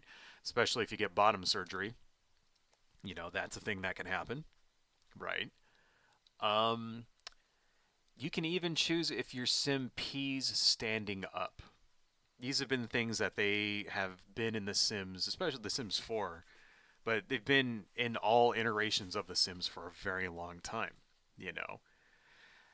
They have, here is let me go ahead and open this up. I want to search for this here. We're going to Ember Sims. This is a Sims character. Let me turn back on my capture. I have to thank my wife for all of this stuff. She's the Sims expert.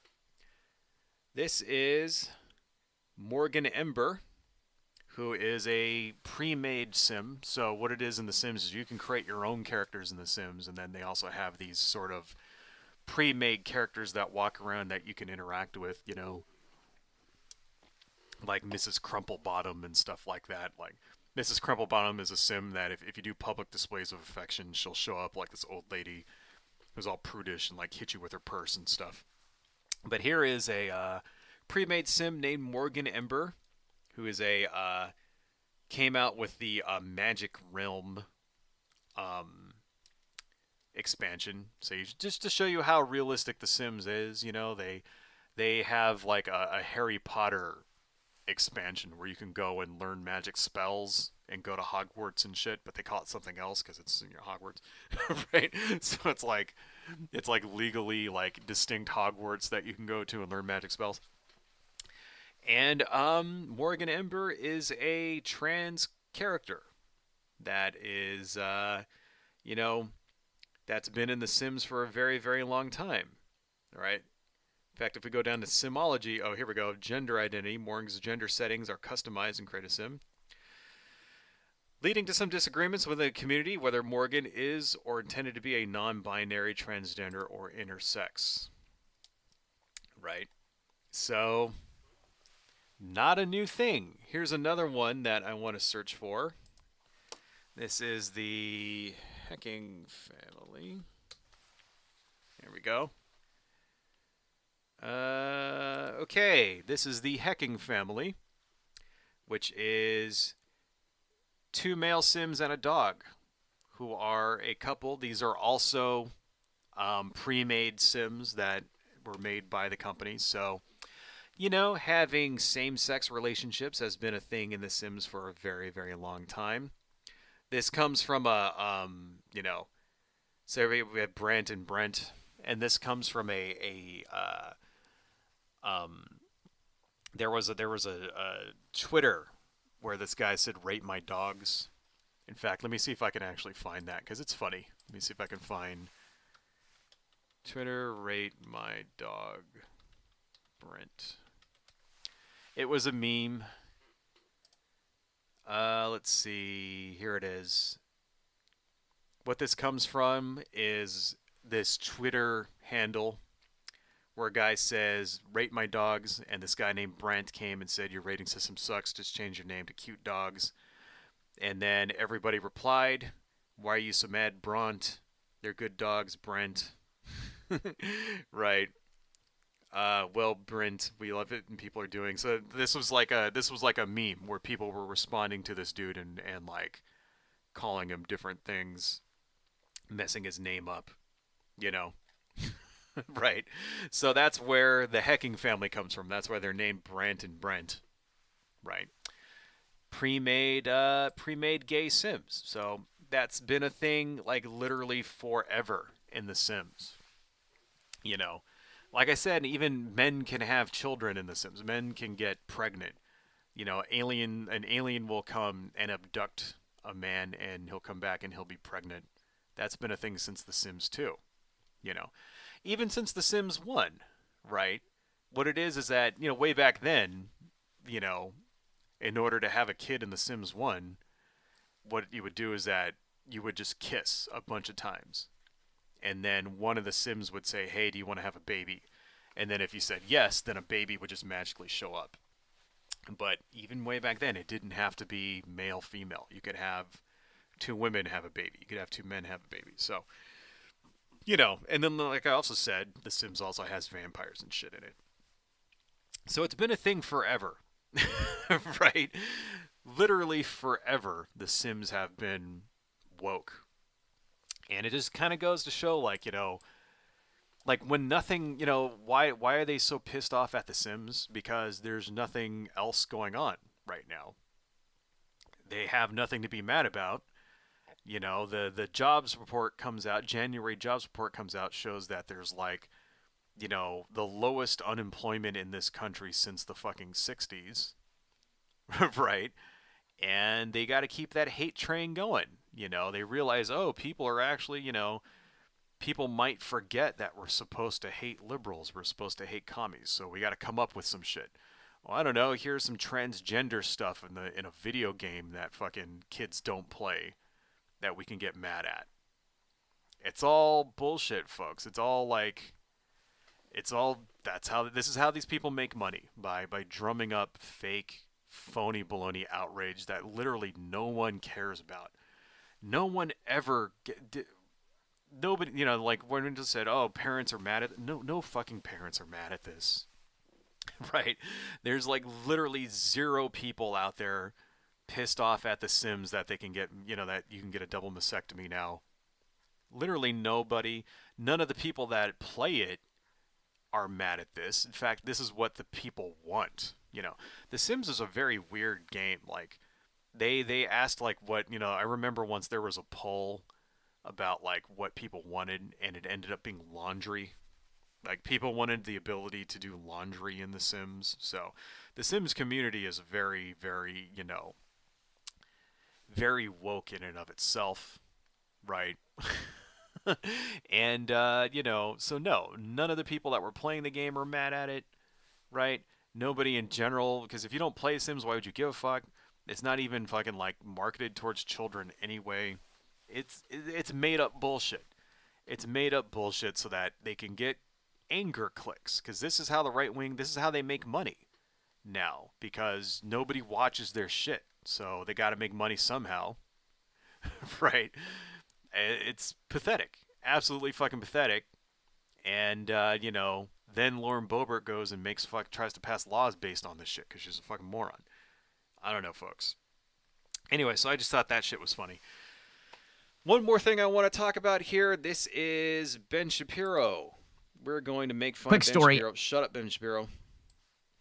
We're going to make fun of Ben Shapiro for the last half hour. Ben Shapiro has something to say about flight attendants. So let's turn on our thing again here.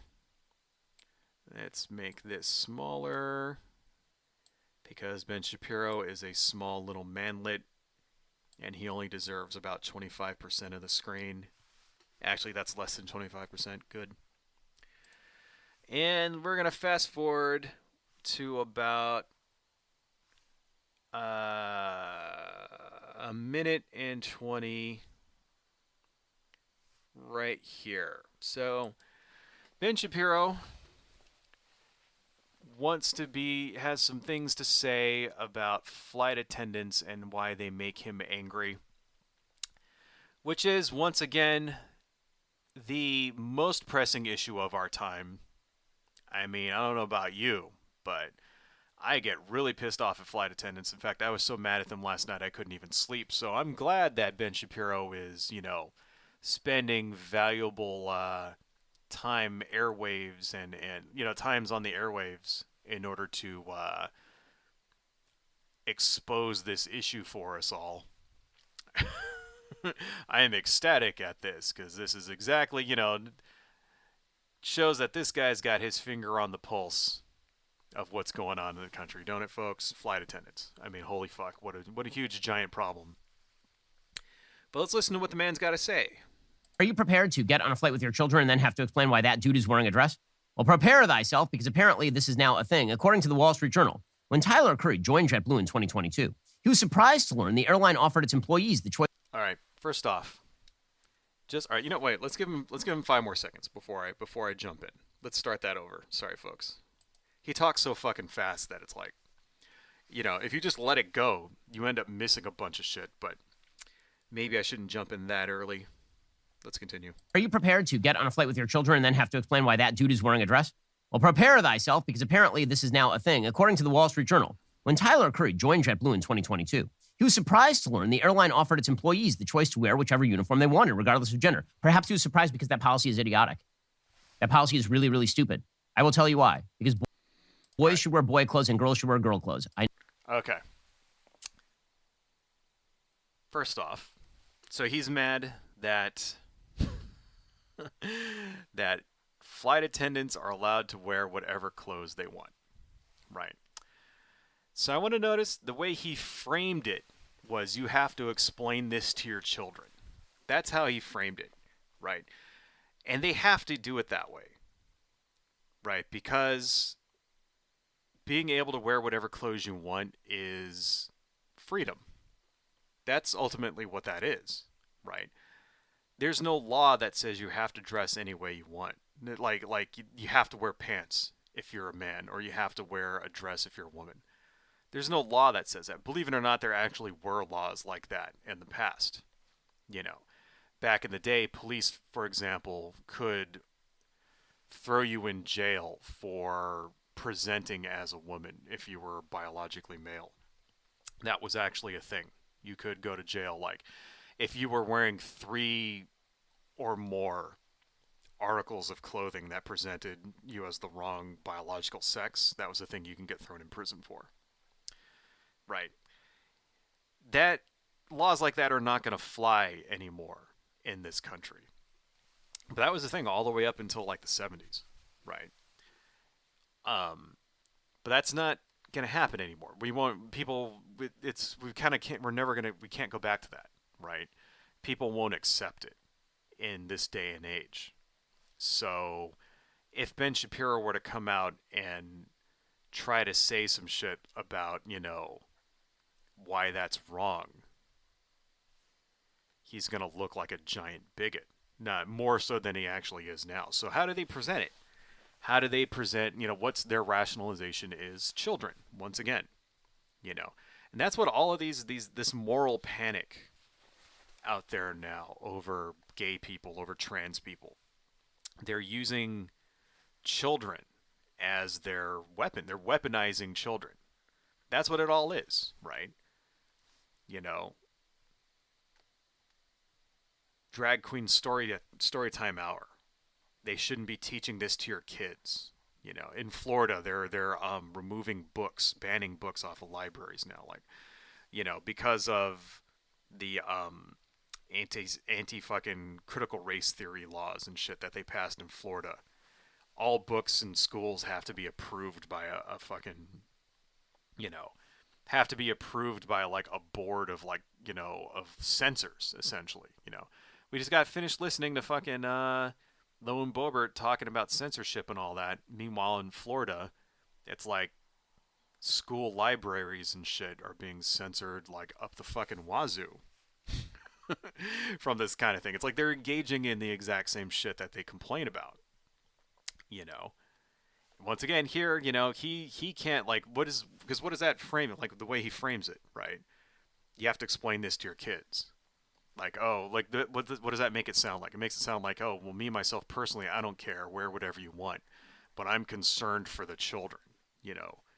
That's what it is. This is fucking ridiculous bullshit concern trolling. When in real life, it's like, it's because he's a giant fucking bigot. That's really the reason why we're even listening to this right now. Because he's a bigot. He doesn't like it when, he doesn't like the existence of gay or trans people at all. If it was up to him, he would outlaw them all. Right? And he believes that you should not have the freedom to dress however you want. You know? That's because that's ultimately freedom. That's what freedom is. To do whatever, does it hurt anybody to dress in a way that does not conform to traditional gender roles? If you're a woman and you want to wear pants, believe it, there was a point in this country where that was illegal too. Let's not forget that, right? Where you would get, you would get like citations and shit if you were a woman wearing trousers.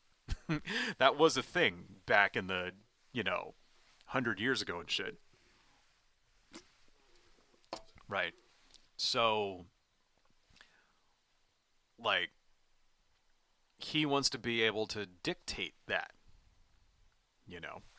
He's about to tell us why. So let's rewind it a little bit and let's listen to why the man says it's okay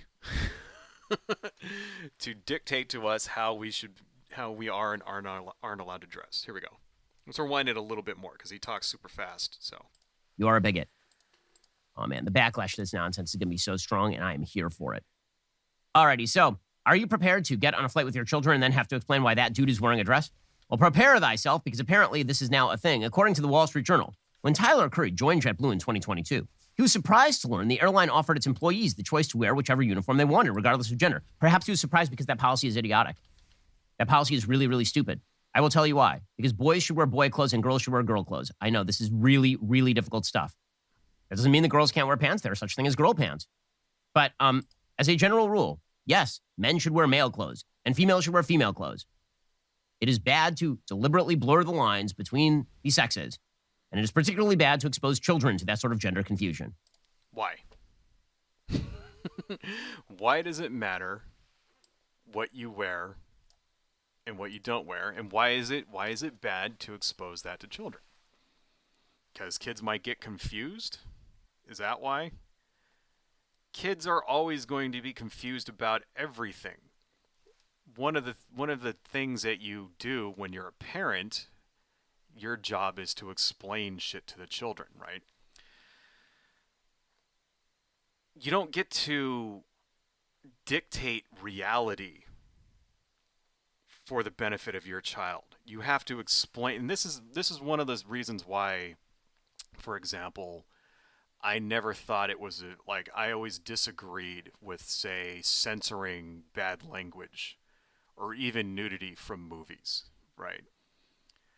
I never agreed with that. My parents didn't really seem to believe in that either. They just let me watch whatever the fuck I wanted when I was a kid. When I was a kid, I remember being 7, and then my dad put on fucking Clockwork Orange and shit. And yeah, but here's the thing, he would, all right, they wouldn't let me watch pornographic stuff, but if it was a movie with some violence in it or whatever, or if it had some boobs in it or something, they wouldn't make me go in the other room or whatever, right? And why? Because that's what real life is, right? And this is why I don't think we should censor things like that from children at all. I don't think it's a big deal, number one, right? First off, your kid is gonna see it, and the more you try to take it away from them, the more they're gonna want to watch it. Okay? Nothing, when you're a 6, 7, 8-year-old kid, nothing makes you want to watch a movie more than if your parents say you're not allowed to watch it. I don't know if you guys remember what it was like being a kid, right? But that's definitely true, you know.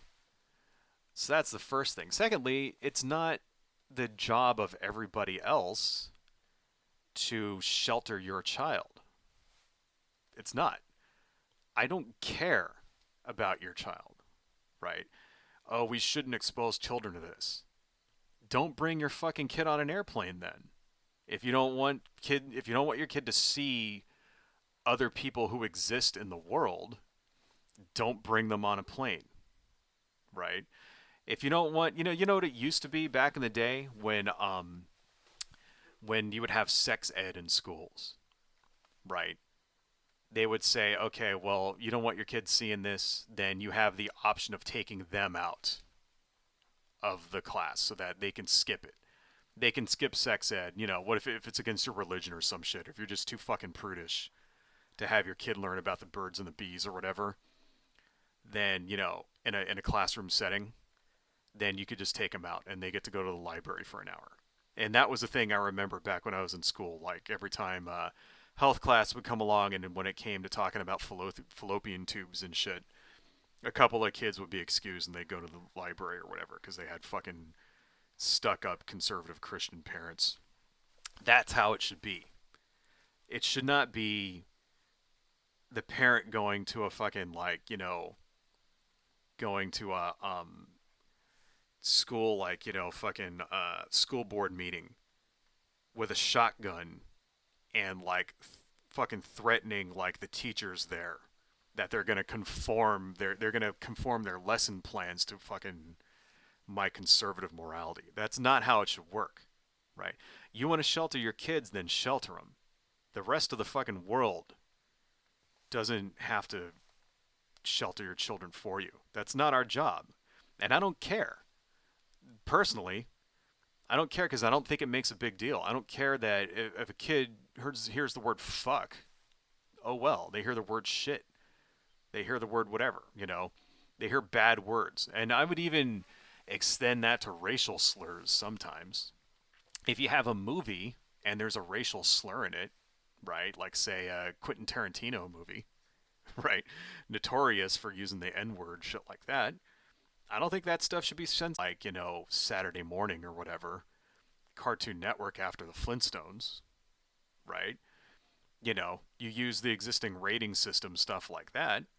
But at the same time, this is someone's art here, right?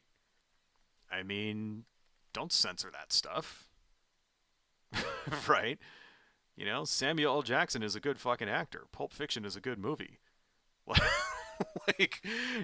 So yeah, okay, it's got some bad shit in it.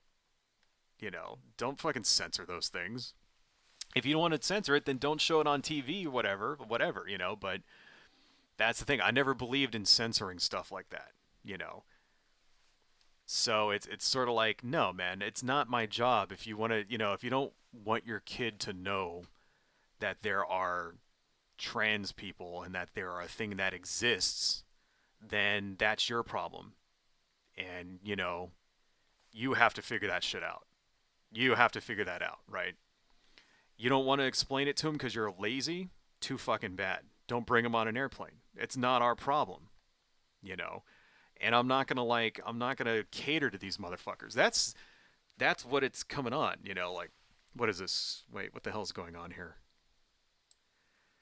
YouTube is not receiving enough video to maintain smooth streaming as such viewers will experience buffering. Well, fuck. Sorry, guys. Looks like there's some buffering. Hopefully it's not fucking my stream up too bad. So, he goes, do you want to, that's how he started. Do you want to explain to your kids? I don't give a fuck what you explain to your fucking kids. Fuck your kids. All right? I'm serious. I'm tired of this shit. When did that become a viable explanation for anything? My children don't like it. Don't bring your kids to the movie then. Oh, I don't like what you're teaching in the schools. Homeschool your fucking kid then if you don't like it.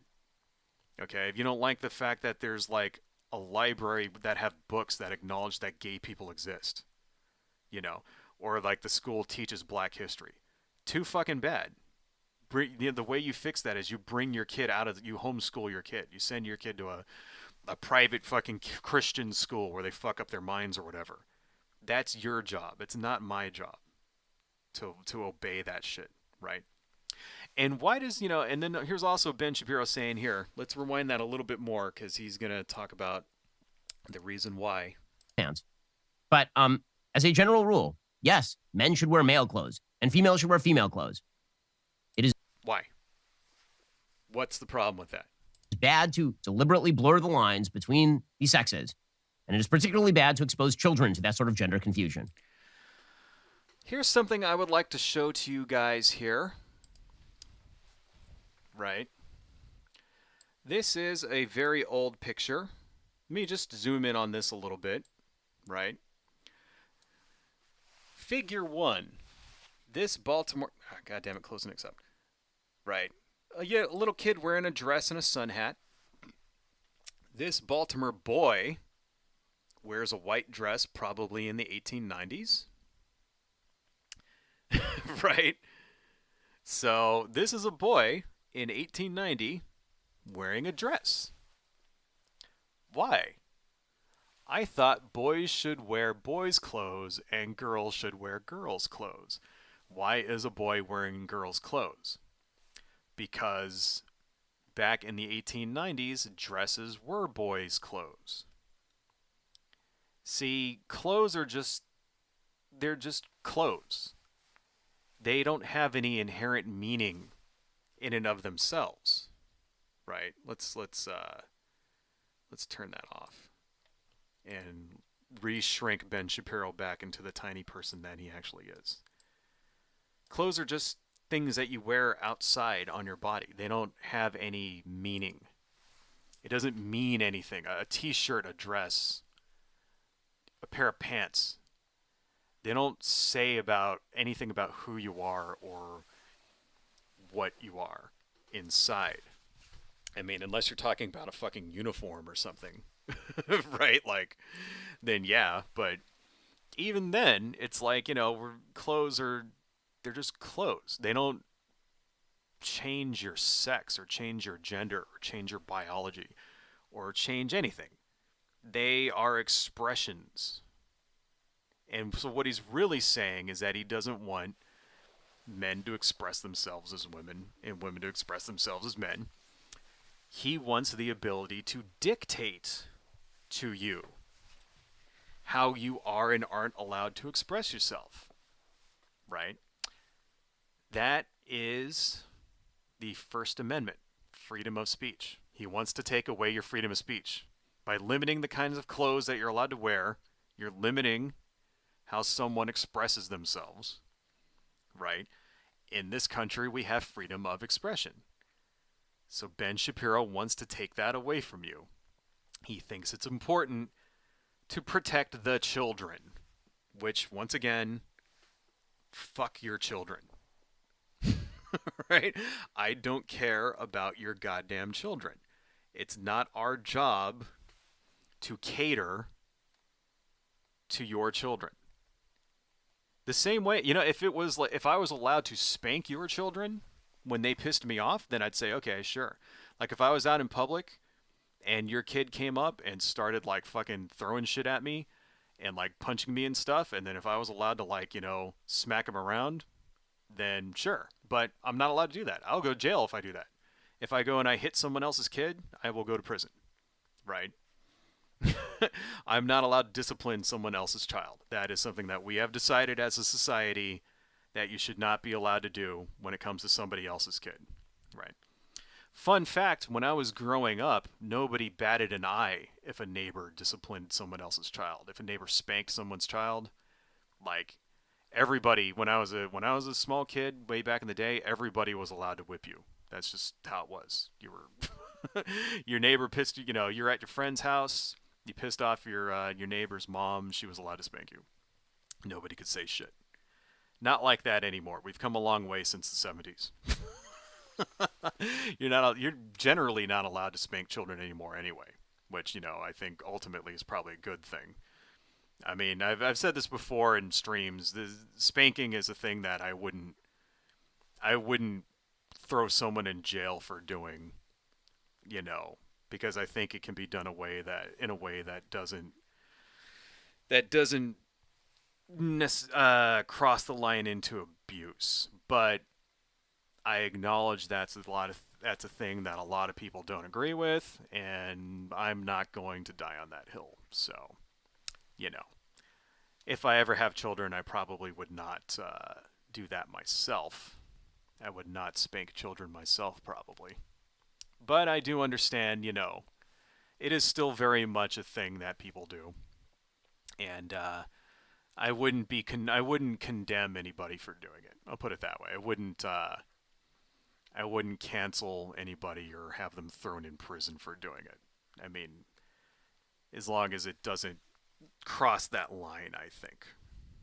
Me personally, that's just my own opinion. So, you could feel free to disagree with it. I'm not going to give anybody any shit for disagreeing with me on that one, because I know that's a very contentious thing.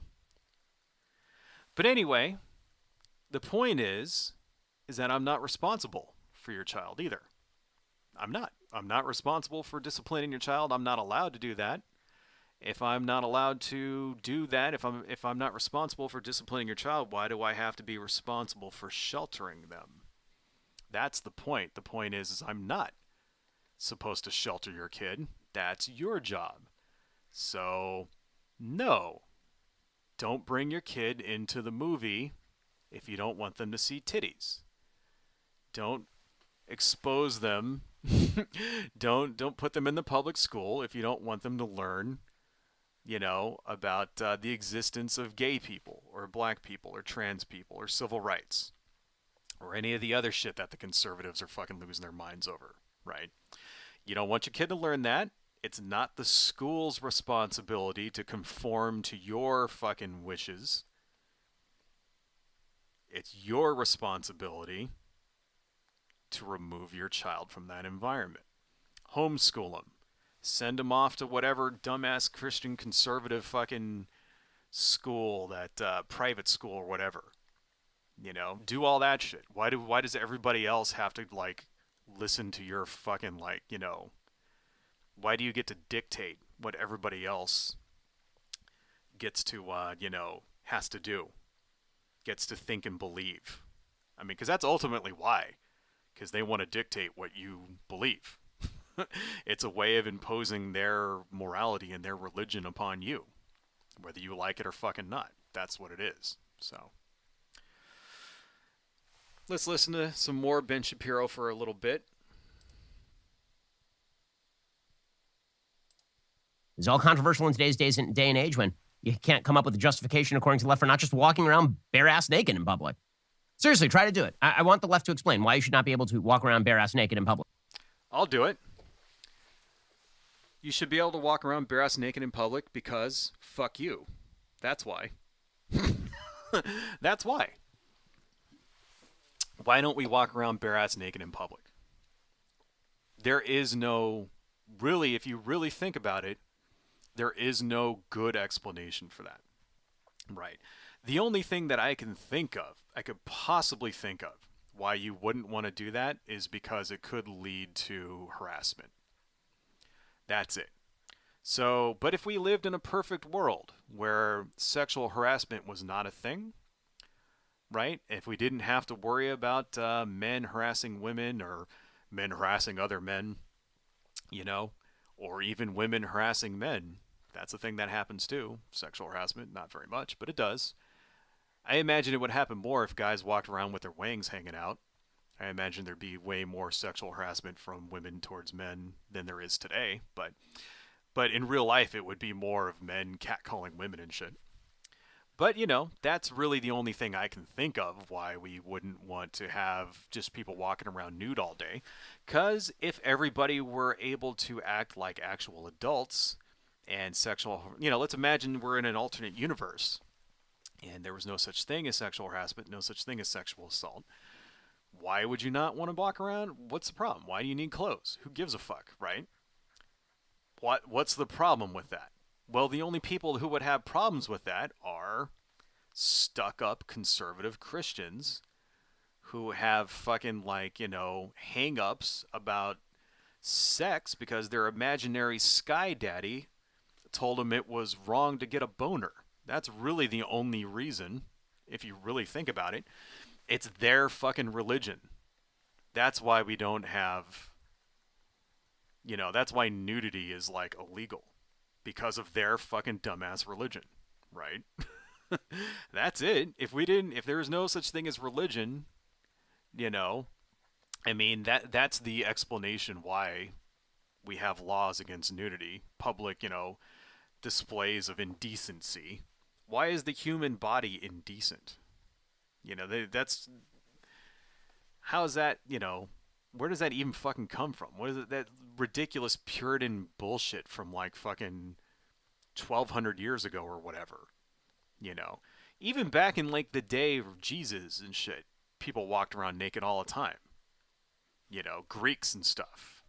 They're like nude. Greeks did everything in the fucking nude. They even fought in the nude. Like soldiers, Greek soldiers would be like bare ass naked, running around stabbing each other and shit. Right? So it's not even a thing that existed because, like, it's fucking prudish ass Christianity, Judaism, and Islam, religious people that caused this shit. You notice other parts of the world where, like, people don't believe that stuff. They don't have hang-ups about nudity. Tribes in Africa, in South America, and Southeast Asia, Stone Age tribes walking around, got their fucking tits hanging out all the time. They're fucking, wieners fucking blowing in the wind. They don't give a fuck. Maybe these people are onto something. Maybe they know that it's like, why waste your time caring about this shit? You know what I mean? Like, maybe something happened to us in our exalted, modern world or whatever, where we got all these weird ass sexual hang-ups. And, the people, the primitive people, the so-called primitive people, maybe they fucking, like, had that shit figured out all along. I don't know. So, yeah, that's why. The reason why we don't allow nudity is because of fucking assholes like Ben Shapiro, who are, like, trying to shelter their dumbass kids, which is an excuse. In real life, it's because they themselves don't like it. That's the real fucking reason. Let's always remember that. It's got nothing to do with their kids. All right? They're not really going, I have to explain to my kid why this man wears a dress. And the real fucking reason is because they don't want men wearing dresses. Because of Christianity. That's the real fucking reason. Well, I guess Judaism and Ben Shapiro's part. Thanks, Lewis. Thanks for joining, man. Appreciate it. You are right. Sometimes it actually is freaking cold. Of course, you don't see people walking around naked like in the Arctic Circle and shit. The Inuit people and all that kind of thing. They're not walking around naked. So, good point there.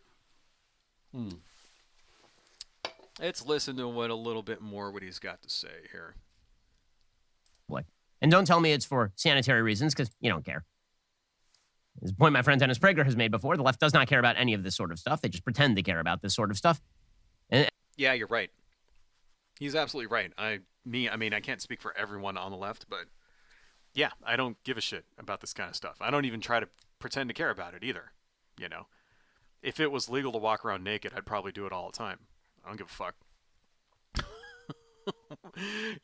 It's sanitary, like what does clothes have to do with sanitation? Like, what? Just because you're naked doesn't mean you're going to start pissing and shitting everywhere.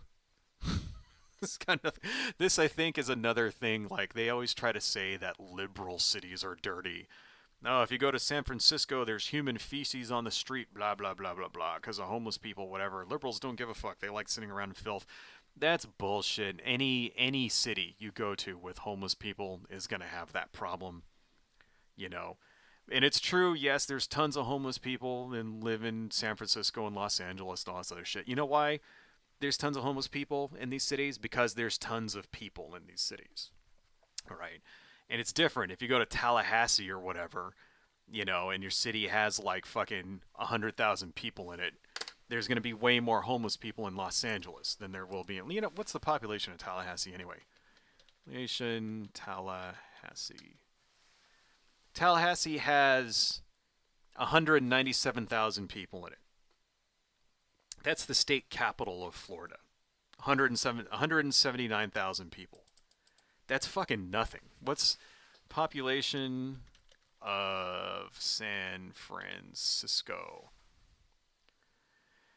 Let's see. San Francisco, 815,000. So it's got 8 times the population of fucking Tallahassee. What's Los Angeles? Population Los Angeles, 3.849 million. Right.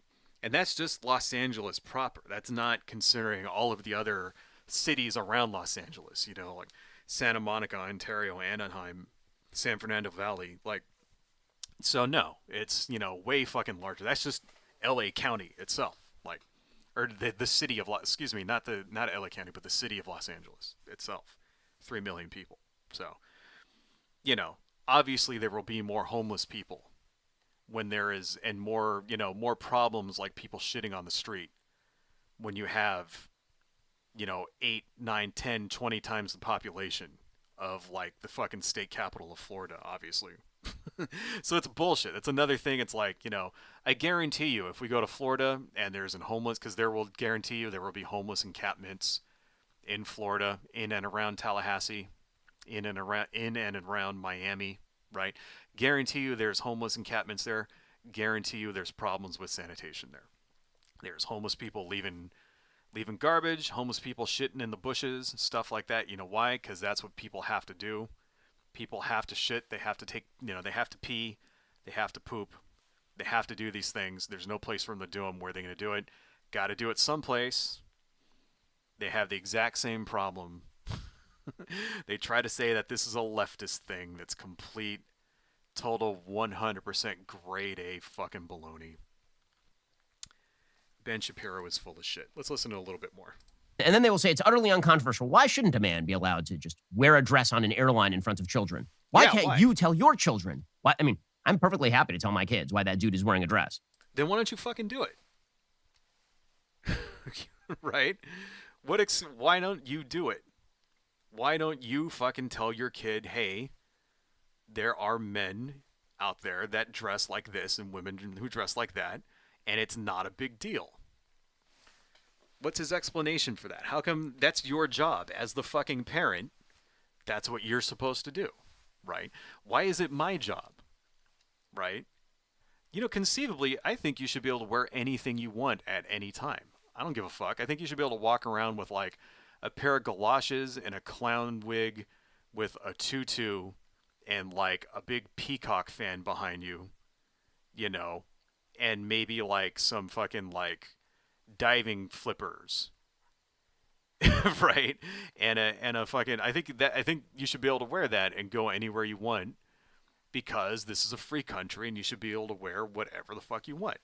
You know, there's people walking around with cowboy hats and shit in the United States like that's normal, dressing up like a you know, cowboy and shit, like they're out there fucking, you know, rustling cattle. You know, it won't even be fucking Halloween, people dress up like cowboys, so how come I'm not allowed to wear whatever I want? Why is that not acceptable? You know? If I want to, I should be able to dress up like a Jedi. Shit. If I could, I would. I'd dress up like fucking Darth Maul every day if I wanted to. Why not? Who cares? Why is it a big fucking deal? You know? Why should, you know, because what? Because Ben Shapiro is too fucking lazy to explain to his children, you know, that other people are allowed to wear what they want because he's a stuck-up bitch. But listen to, okay, he's saying he will. Let's listen to why it's bad and why you shouldn't. You just are not going to like my explanation very much. Tell us the fucking explanation, please. 2 minutes already. Please get to some substance. You notice how these people talk and they talk and they talk, and they never actually get into any fucking substance. Let's listen to what he's got. Come on. But according to the Wall Street Journal, the New York-based in-flight crew member had not worn dresses before, but intrigued, he asked a female colleague if he could try hers on.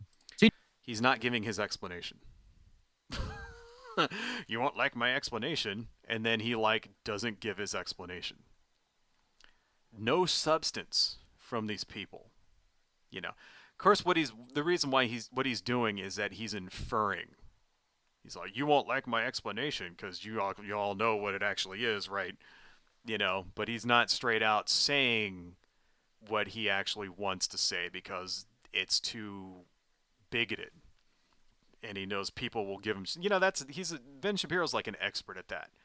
At sort of like leaving the dog whistle there so that you draw the conclusion that he wants you to draw, so that way he can like have plausible deniability and say, oh, I never said trans people should be loaded onto train cars and gassed. I never actually said that. I just inferred it, 1,000 times, but I never actually said that we should put all of the gay people into concentration camps and shoot them up, put them on a wall and machine gun them. I never actually said we should do that.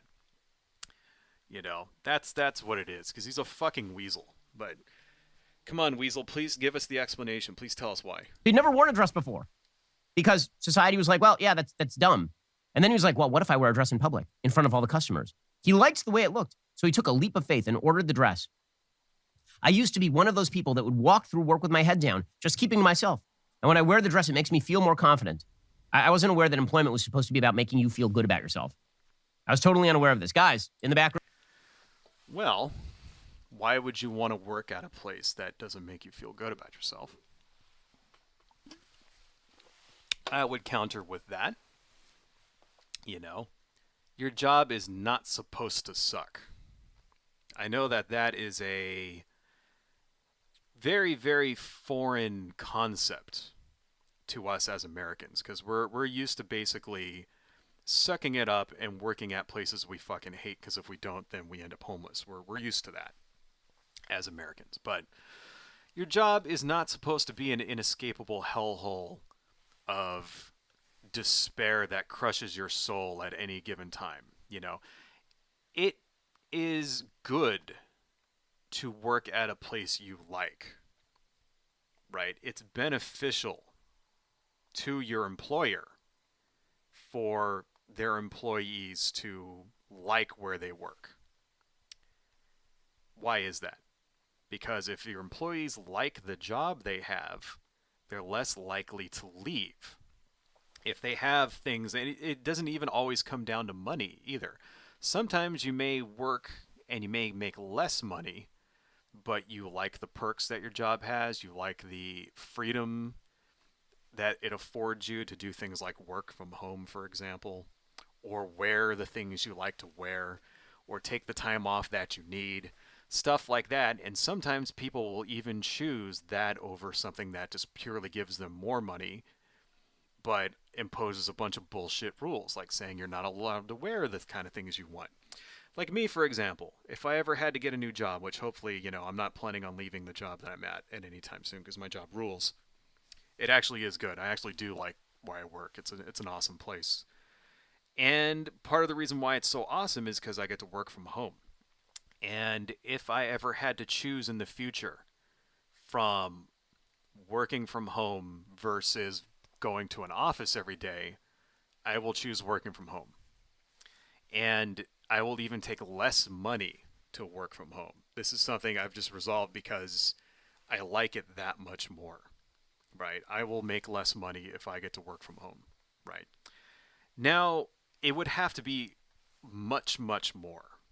Like, I'm talking like tens of thousands of dollars, like, in order for me to choose working in an office. Like, if it was like, say, a job between $50,000 to $80,000, then yeah, okay, I'll take the $80,000 job and go to the office.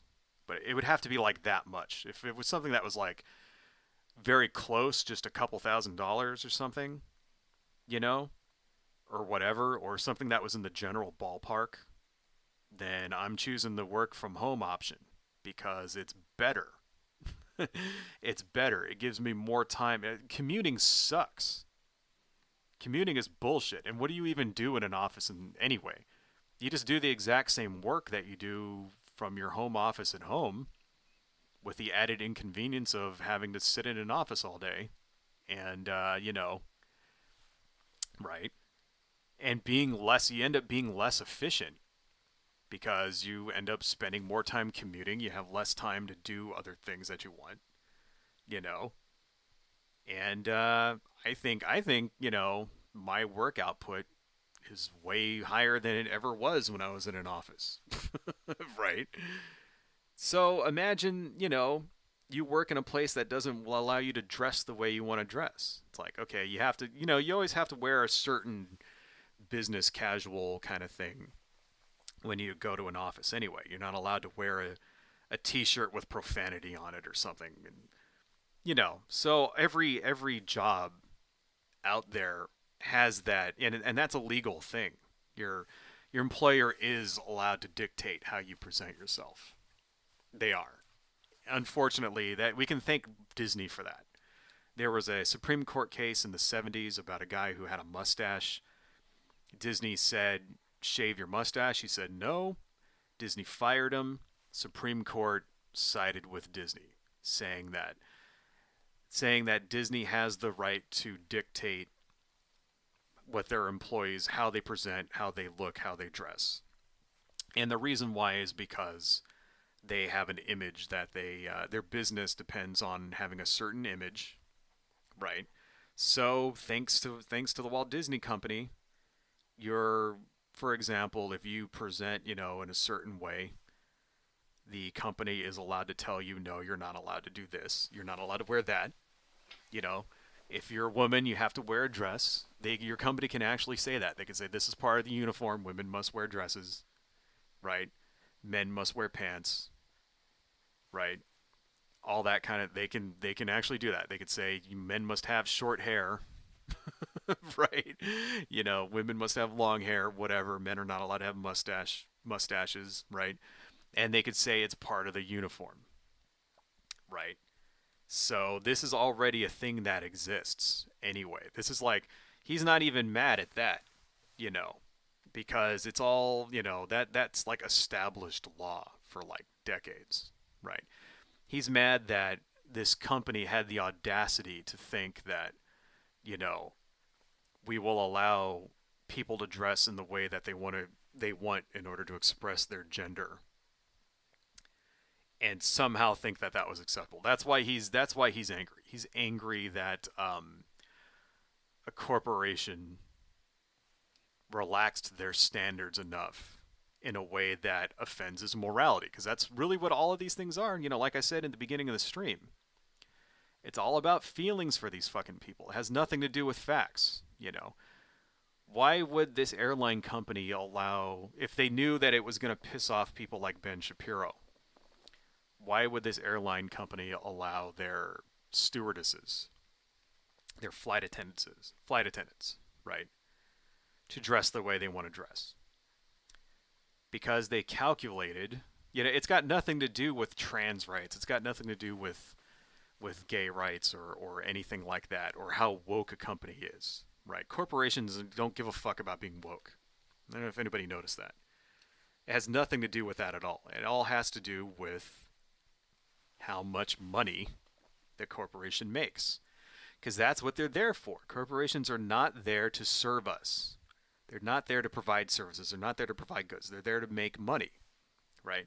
If JetBlue could make millions of dollars by not having any airplanes at all, they would do it, because that's what they're there for. It's all about making money. It's got nothing to, there's no pushing any agendas, no, nothing about that at all.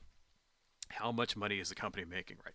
And the company calculated that they will make more money by, first off, allowing their employees to express themselves and thus be happy at work, right?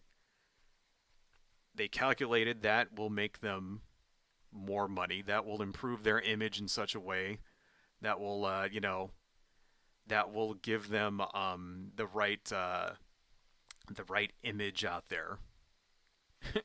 And they figure they'll make more money doing that than catering to Ben Shapiro and his fucking, band of racist, stuck-up fucking conservative prudes. That's ultimately all this shit is, by the way.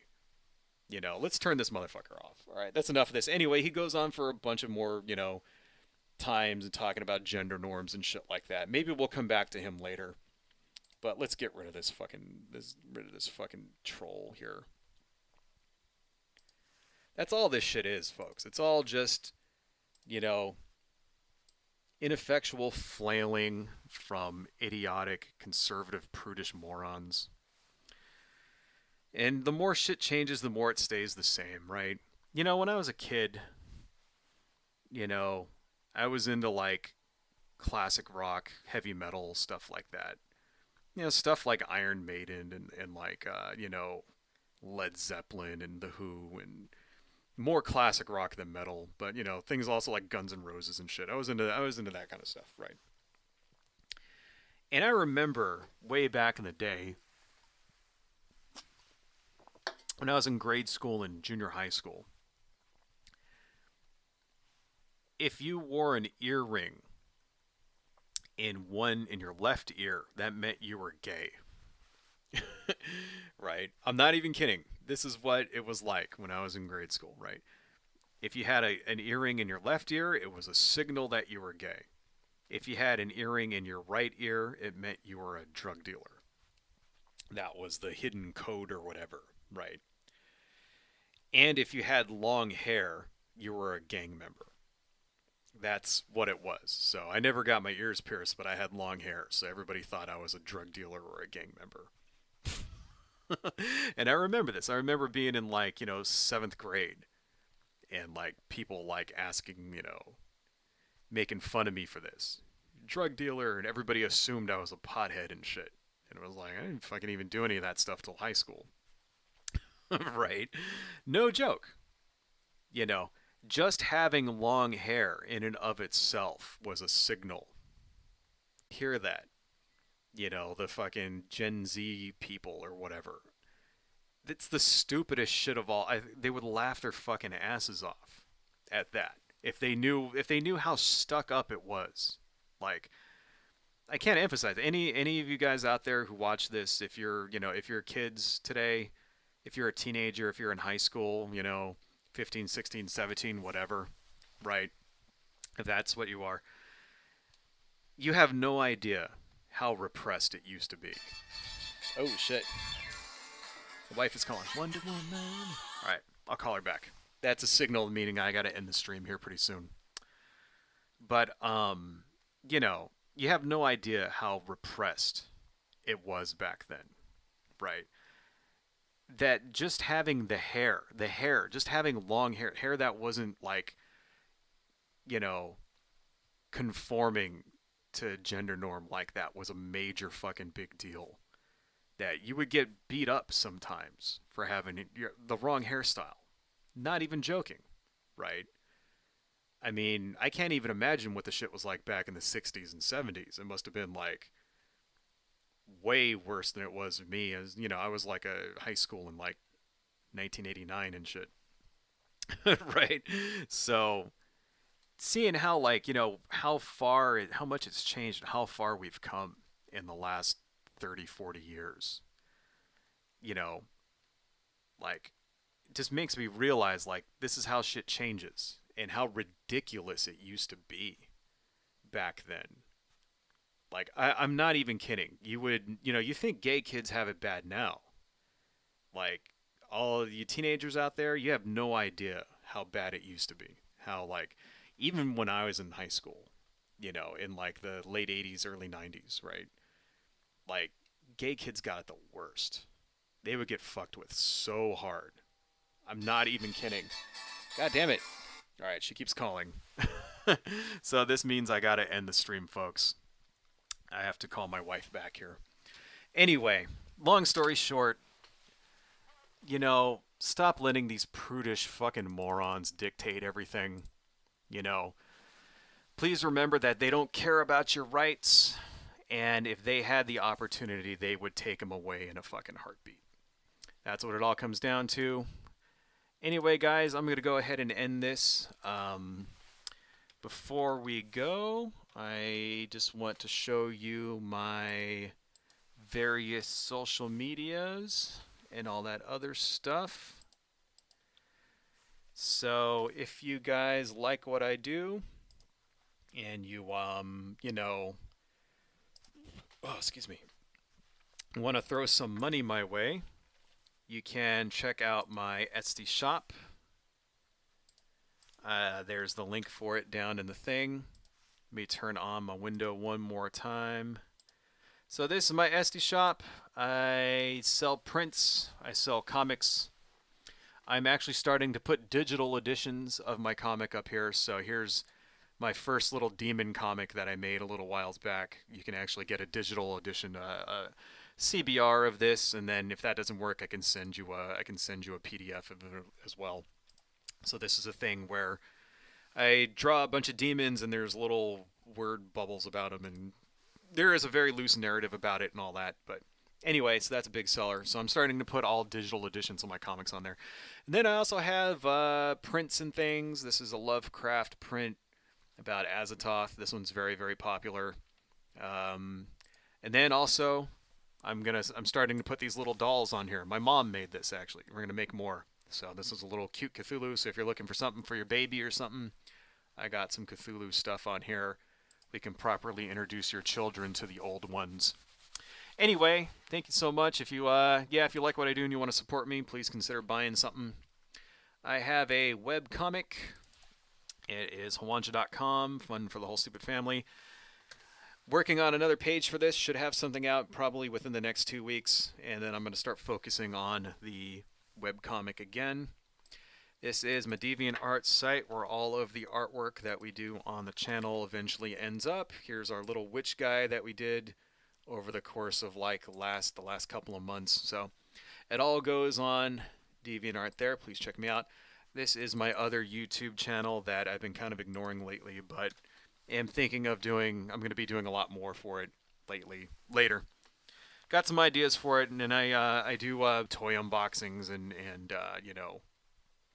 game reviews and crap like that. So please check me out at UCD Videos. Anyway, guys, that's all I got. I got to get going before my wife calls back. And I will see you again next Saturday for sure, 11 Pacific Standard Time. Gonna try to do another stream maybe this Wednesday. Not exactly sure yet, but I want to make that the new pattern going forward, Wednesdays and Saturdays. This depends if I can get enough material going. Anyway, you guys are great. Thank you all so much, and I will see you next time.